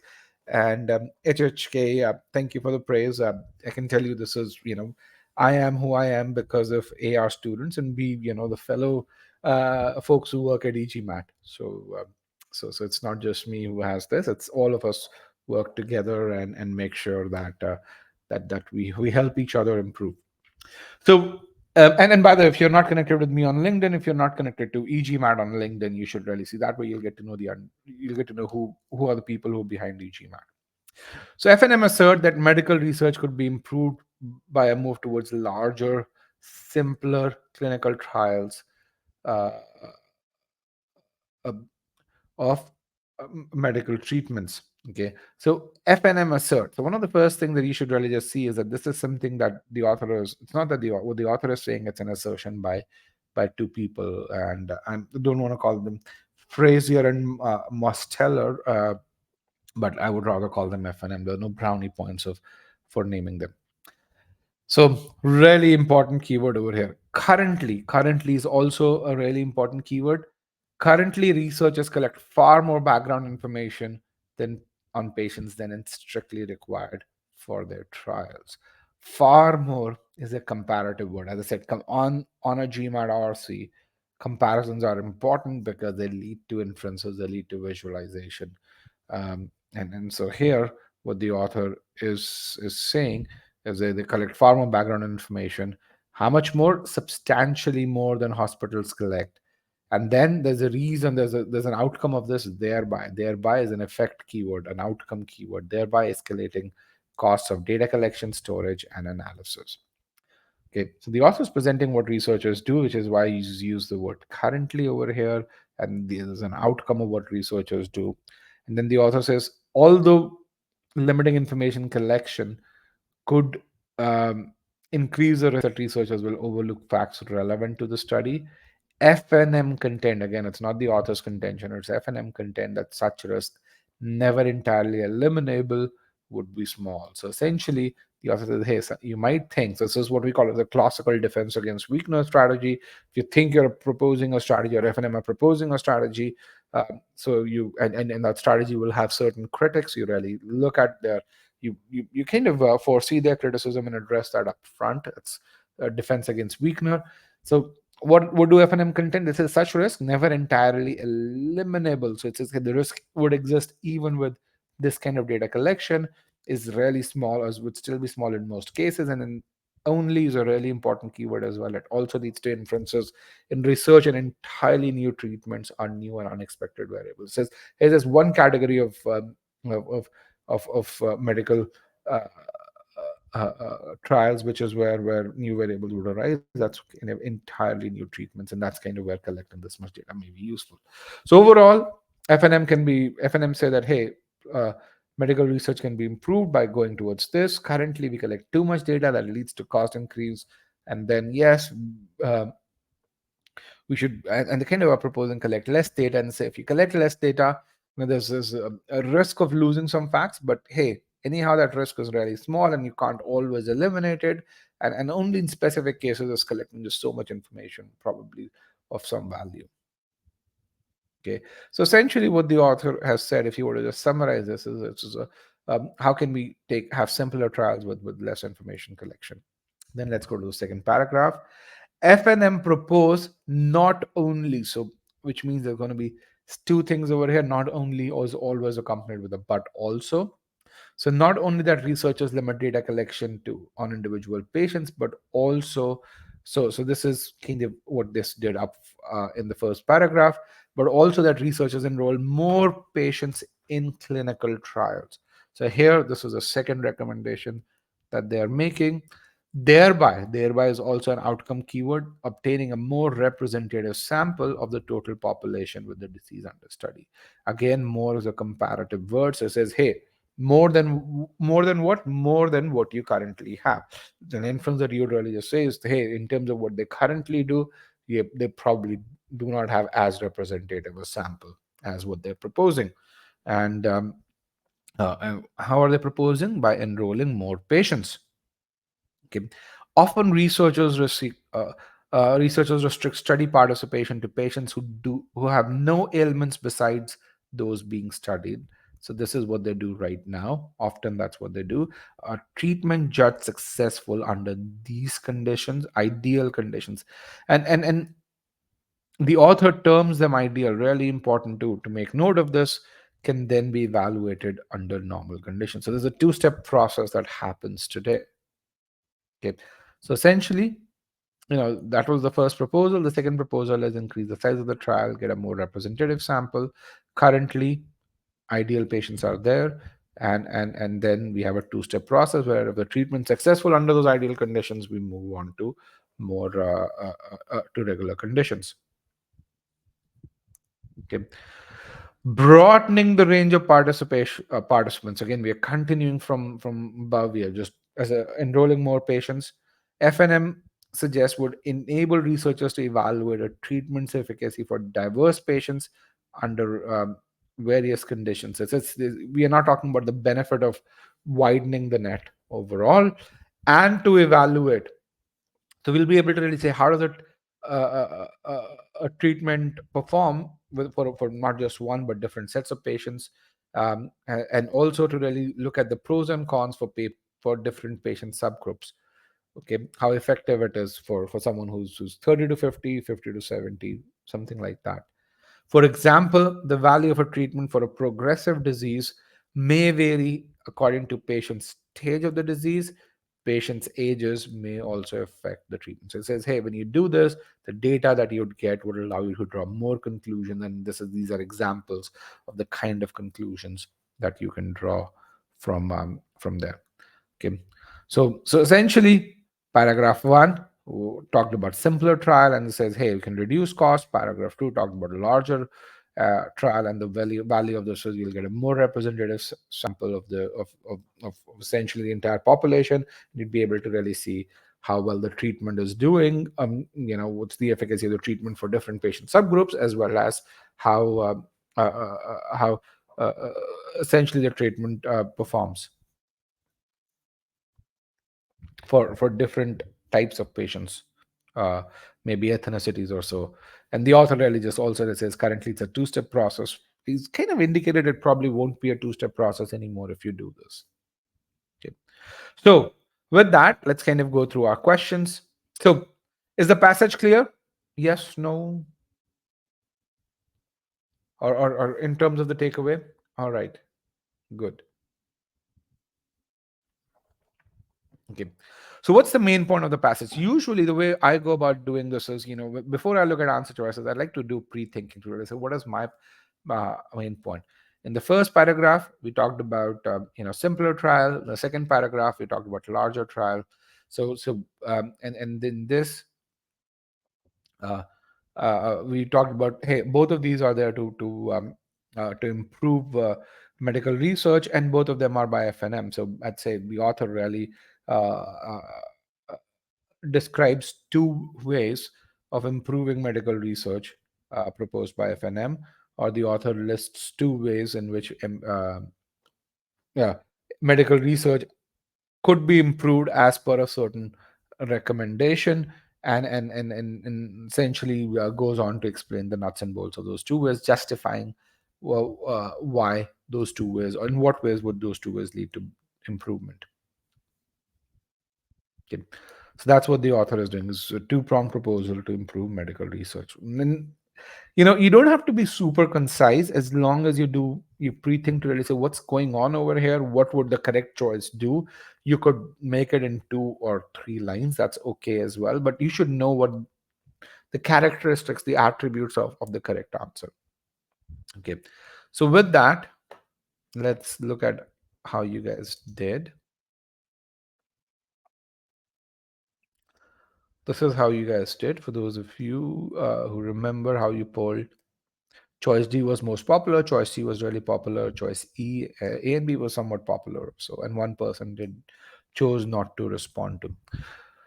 Choice A says identifying two practices in medical research that may affect the accuracy of clinical trials. So we didn't really talk about the accuracy of clinical trials. That's something that's there. That's the reason why this answer choice is wrong. Okay. Choice B says describing aspects of medical research that tend to drive up cost. Okay, now the cost part is, this is what I call as partial scope. It's there in the first part, okay, and it's one aspect of it, but not all the aspects overall. So it is limited to one aspect of the passage. Main point is supposed to encompass all the aspects or all the major aspects of the passage. And then when you look at this, we're not looking at all the aspects that drive up cost. We've only focused on one aspect that drives up cost. Okay. So choices A and B for these reasons are wrong.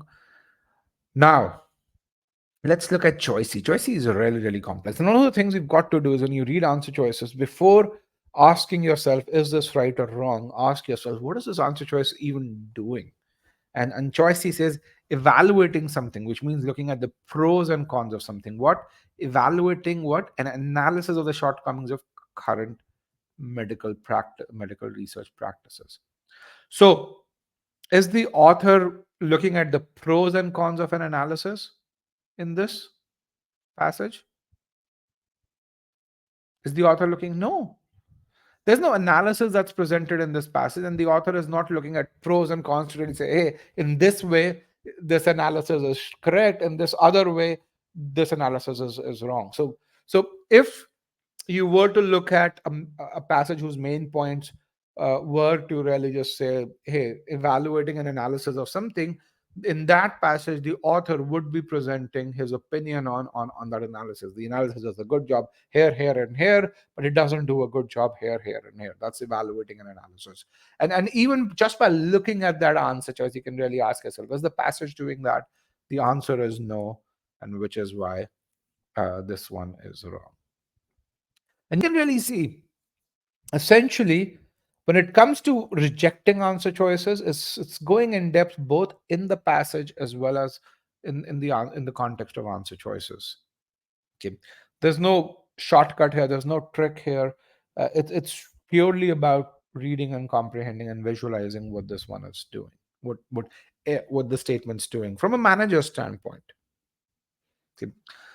You can also really see, when it comes to achieving that 90th percentile, even voracious readers would have difficulty if they don't focus on these aspects. Yes, they can get to 70th percentile, but 90th percentile is really challenging. Choice D says describing proposed changes to ways in which clinical trials are conducted. Are there proposed changes? Yes.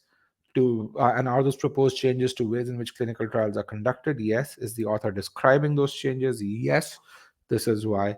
This is correct. This is correct. This is correct. This is correct. So 1, 2, and 3. Each one of them is correct, which means choice D is correct as well. Choice E says describing how medical researchers have traditionally conducted trials and how such trials are likely to change. Do we know how they're likely to change? No, we don't really know that.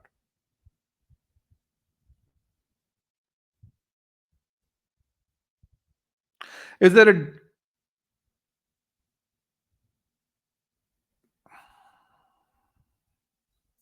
Two excellent questions? Is there a difference between describe and explain? Not really. In most contexts, no. This and these are some of those terms which could be used interchangeably. And if you go to boldface, you'll see lots in CR. You'll see lots and lots of such terms. The other question is, does he only describes the view of two researchers? Yes, just two researchers. But does he describe proposed changes in this passage to ways in which clinical trials are conducted? Yes. Yes, they are only two researchers. This is not saying that the author is describing all the potential changes that are on the table, but essentially proposed changes. But when you look at the content of this is what the author is doing from this.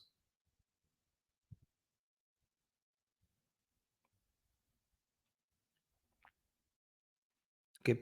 So I'm sorry I can't get your name from if you put the question in the short answer pod, but hopefully that addresses your question. Again, remember what the main point question really says is, what is the author doing in this passage? And he's describing the two proposed changes that are there.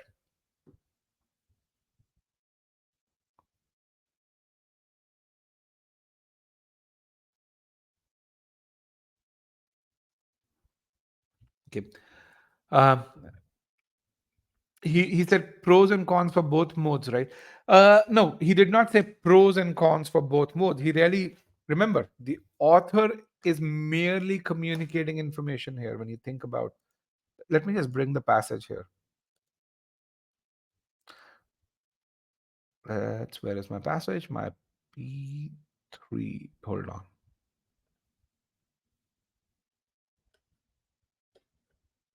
Oh, I'm looking at the wrong thing. Sorry.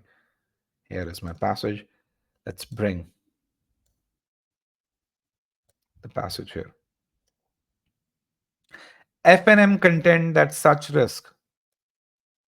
So the benefits are by the author, by FNM, broadening the range of trial participants. FNM suggest. Can you see both these underlined portions? That all of these contentions, the author is merely communicating information, and the way he's done it, he does seem to agree with some aspects of what FNM is saying, but most of the major things, the author is merely communicating information. Can you see that?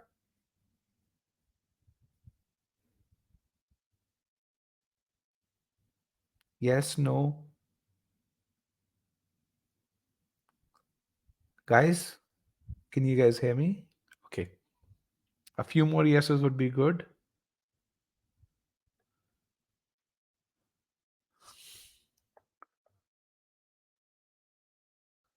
Oh, he's describing their opinions, he's describing their proposals, absolutely. And what is their proposal? To change, right?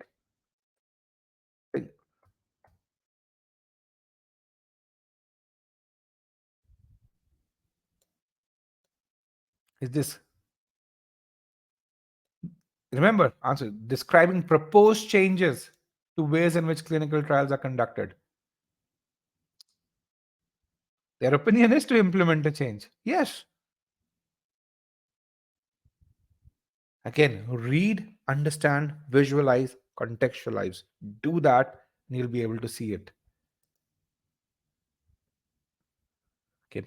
Thank you. And this is good. I mean, these questions are good because they tell you where your thought process needs to be improved. Yeah, primarily concerned with is the same as the main point. Yes, the says what is the passage primarily concerned with? So when you think about primary, what it's saying is what's my main concern? What's the main purpose of writing the passage? Okay. Question two. Let's get to question two. And question two is interesting.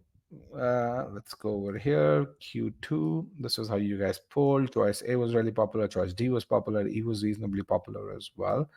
Um,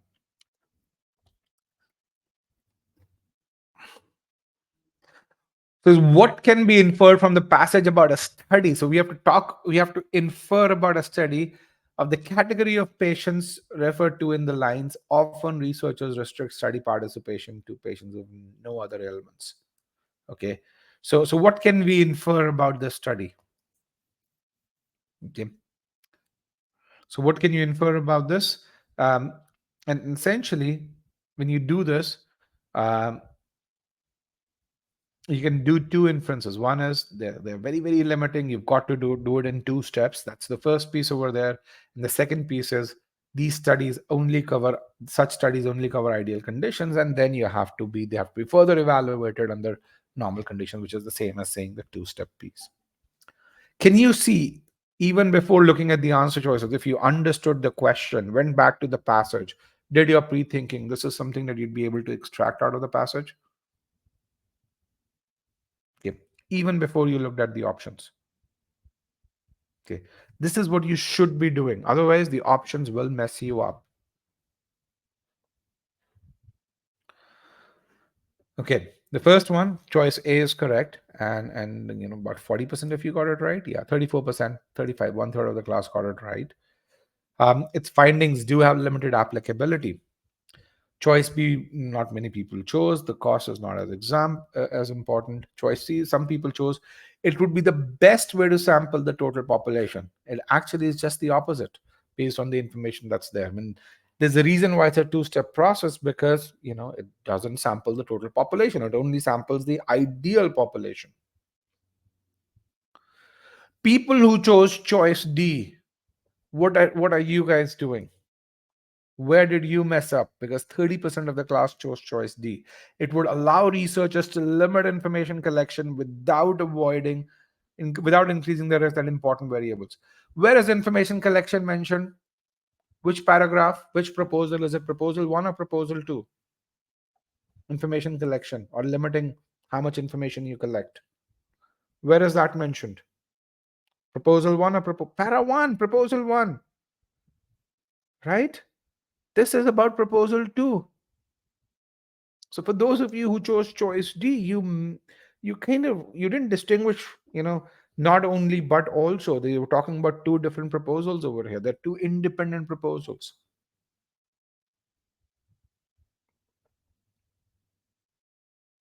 Okay. Some of you people who chose choice E really just said, okay, this study, which is that limiting study, they mapped that to progressive versus non-progressive diseases. Why? How can you infer? How can you really say if I had $100, I would bet that the author would agree with this statement? Why does the author talk about progressive diseases? To talk about the value of of um, of essentially enrolling a wide array of patients. This is what additional insights you would get. Okay, but you can't really conclude from the study of ideal patients that uh, uh, for progressive diseases you'd have much more accurate findings. No.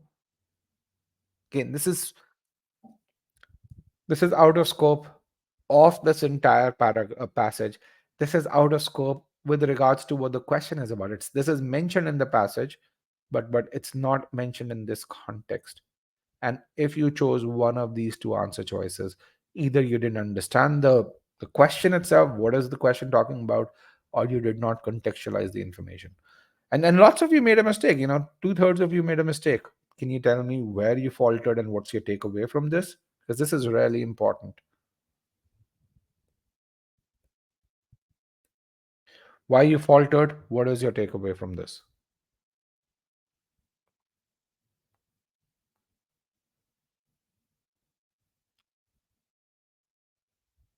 Did not summarize, did not read the question properly. What are you going to do? Come on, guys, I need a bit more participation. I need a bit more energy. You're not here to answer questions correctly. Although, if you do, that's great. You're here to learn, and you won't learn, you won't improve if you don't really just say, hey, this is why I faltered, and this is how I am going to improve.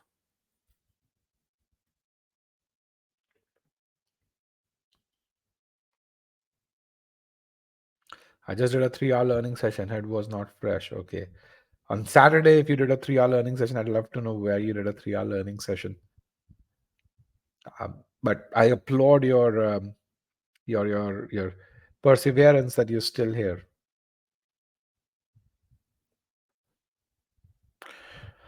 All right. Question 3. This is how you guys did in question 3. All right. Half the class chose choice C. Choice C is indeed the correct answer, but we'll see why that's the case. Choice D, choice E were popular. A few people didn't answer it, and choice A was popular as well. Okay. I'm going to clear the poll over here. It can be inferred from the study, from the passage, the study limit to patients like those mentioned. Often researchers restrict, again, the same study would have which of the following advantages over the kind of study proposed by FNM. And so this is a slightly more challenging question, which is to really say, hey, what this is saying is the same study, which is where people are sampled under ideal condition. Tell me what is that one advantage or two advantages that it could have, and because this is not directly mentioned, so you truly have to infer this. Okay. Or in other words, what this is saying is what's the advantage of current way of doing things? Okay, and what's the current way of doing things? Is to restrict participation to patients who have no other ailments versus essentially to kind of pretty much enroll everyone in this. So in the ideal conditions, I think one of the only advantages that you'd really see, or there are a couple of advantages. One is you'd probably enroll fewer people here. The initial cost of doing this could be lower. That's something that's there. The other thing is to analyze information would be would be simpler in this case because you only have those people who just have the disease under study. Okay. So it would yield more data. No, it won't yield more data, and the findings would be more accurate. Absolutely not. In fact, that kind of is more or less debatable because you need the second step. Now, with the second step, without the second step, the findings would definitely not be more accurate. Cost in the long term, we don't really know. It and would it be more expensive in the initial stages? Probably not, because you're only enrolling ideal set of patients. It would limit the number of variables researchers would need to consider while evaluating the treatment in the study. Absolutely right. Why? Because you only have those people who have that disease. It would help researchers identify subgroups of patients with secondary conditions. Would that happen with this study? No, that's actually just the opposite. Because you only have those patients who have this particular disease and nothing else. That subgroup identification is not going to happen. Experimental treatment, again, is not useful in this context. Okay. All right. Well, thank you for joining. That was there for those of you who need to drop off. Let's look at, I can show the results of 3 again. So here are the results. About half of you chose choice C. I'm going to go and show you the results of 4. This is how you guys did in 4. 65% of you chose choice D, which choice D indeed is the correct answer. Okay.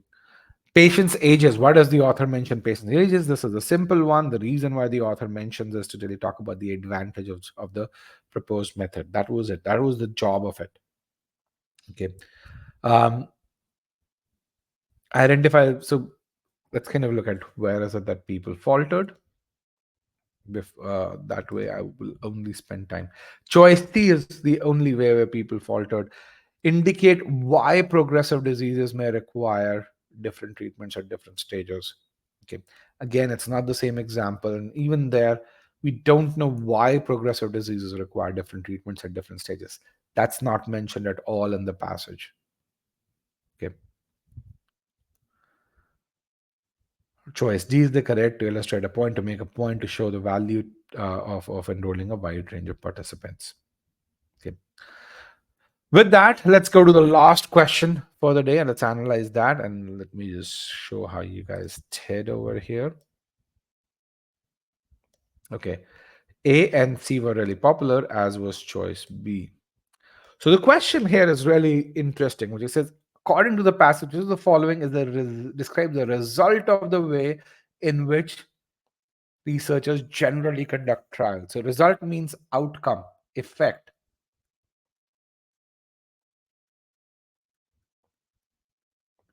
Okay.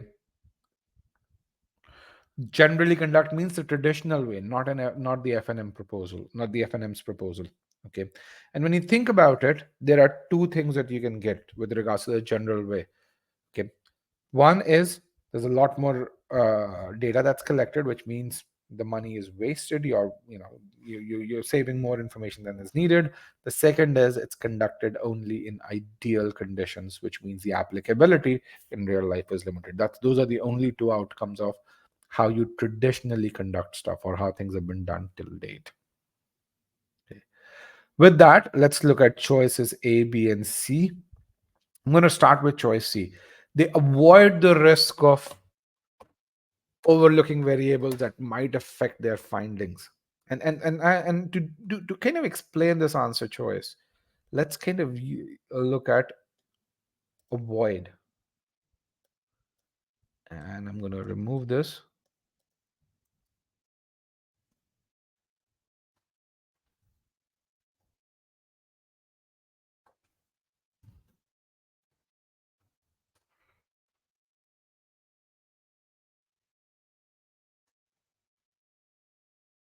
In both cases, did I take the highway?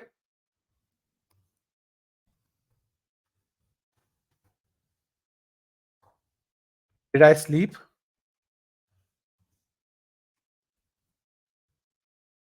No, right? Avoided means you don't do something. Okay, let's look at our passage here.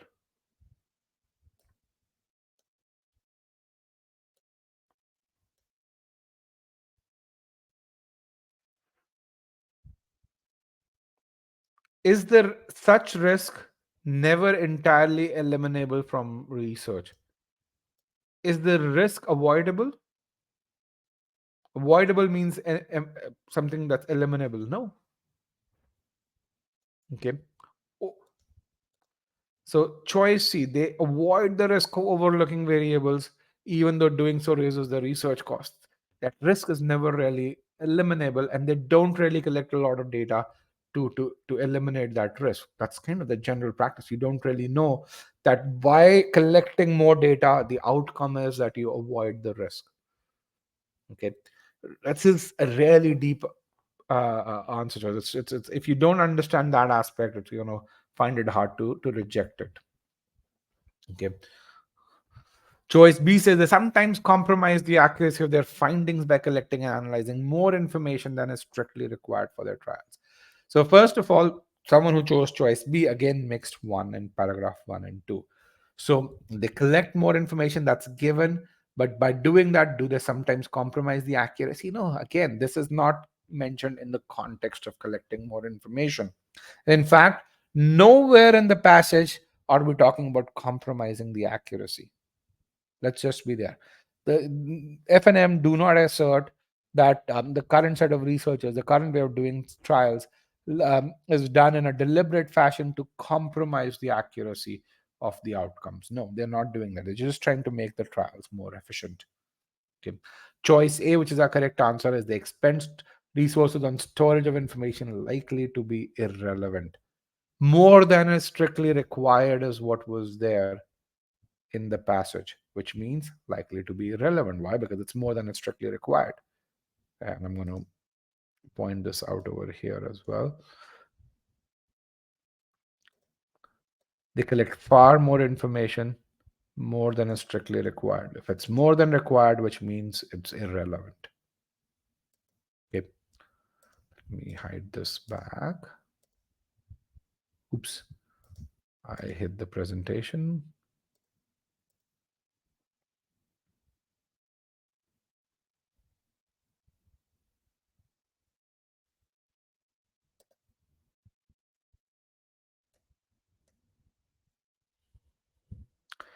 Okay, so what did you learn from this?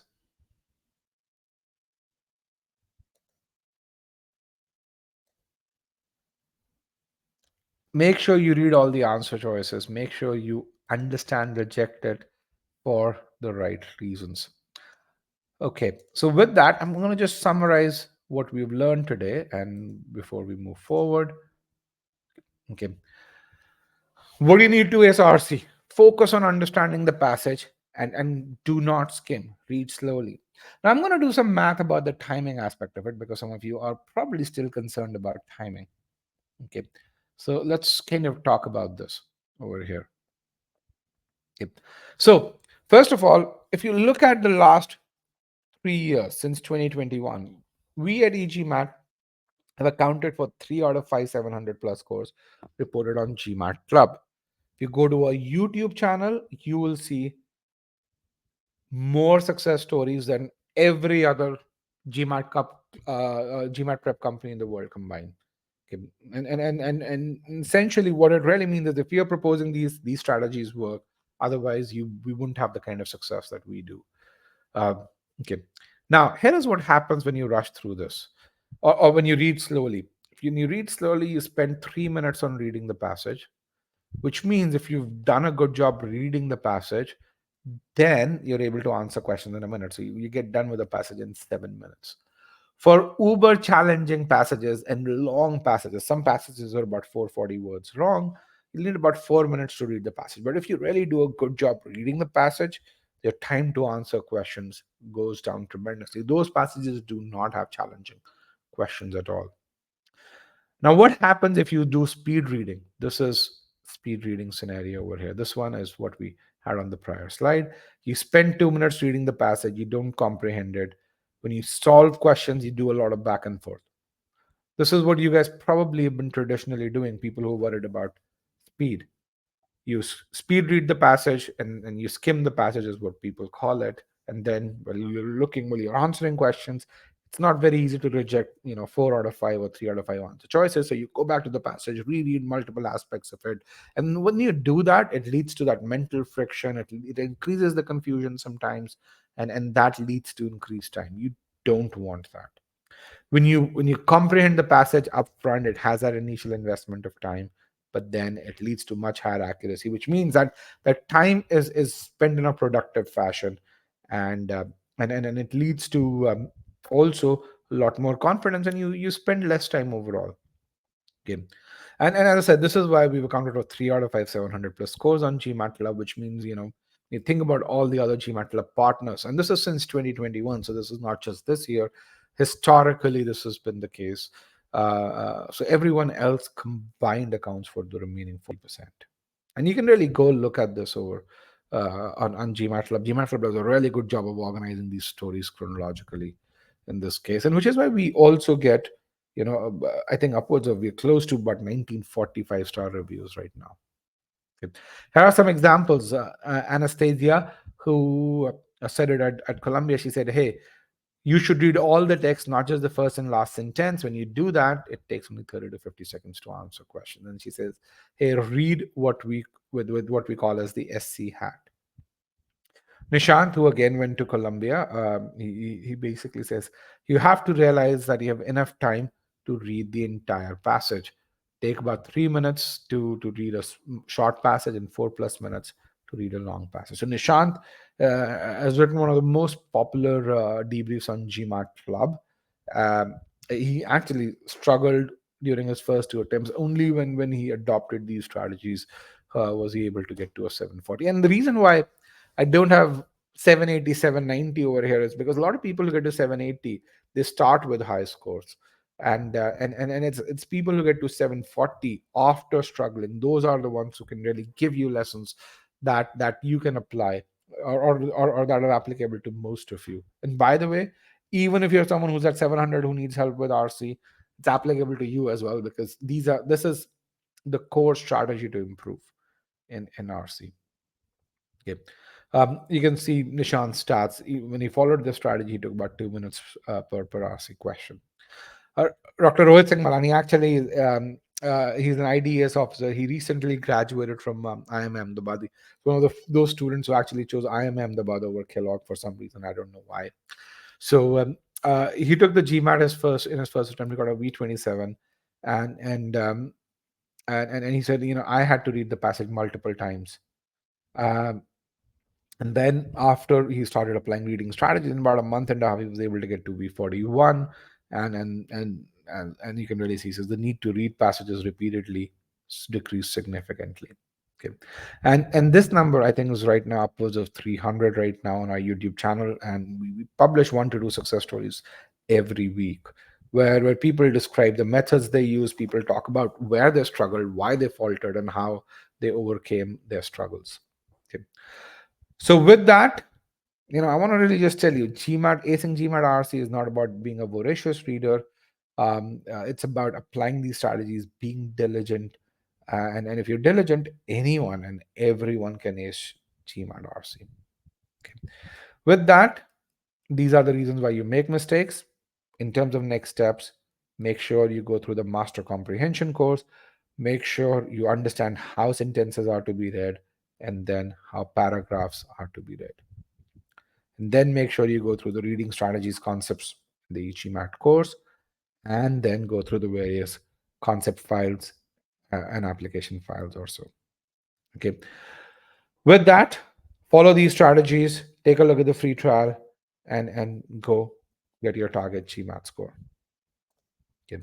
And for those of you who are still asking for a study plan, here is the link to getting your study plan. Also, here is the session PDF. All right, guys. With that, please write down your key takeaways, and remember, tomorrow we have the divisibility and remainder session. Make sure you attend that as well. It's exactly 22 hours from now. So at 7 a.m. Pacific, 7:30 p.m. IST. I think it's about 3 p.m. German time. Okay. Feedback on the session. Your key takeaways from the session.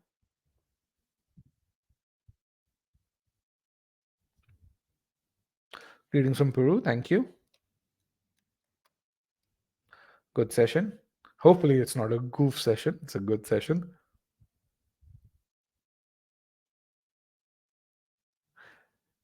And thank you. I appreciate people from various places being here.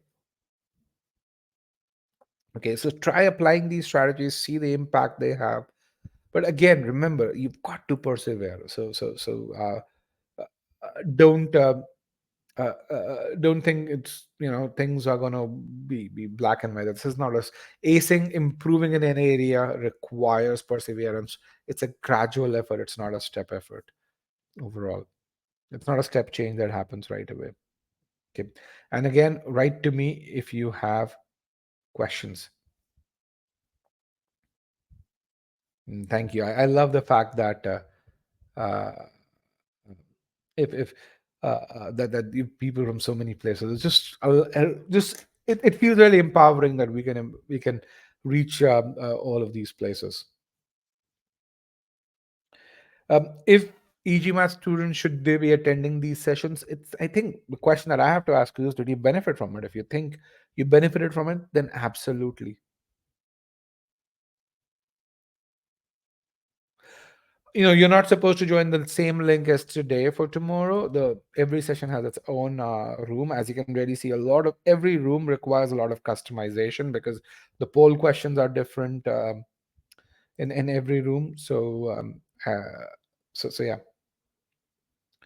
let me share the link of.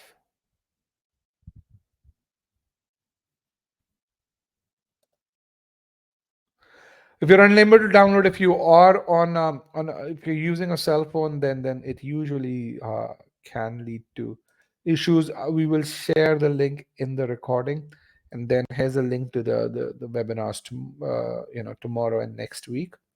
Here's the link to the NP webinar as well as uh, to SC webinar, and you'll get the link in your email as well. So Prashant, I'm going to share the link with the recording. So don't worry about that. If you're unable to download it, you'll get the recording too. And thank you for folks from various places. Nigeria, Ghana, Spain, Peru. Uh, Lots of people from India as well. Thank you very much for joining. It was a pleasure having you guys, and I hope to see you in the webinar tomorrow as well as in Pile's webinar on SC next week. All right. Thank you.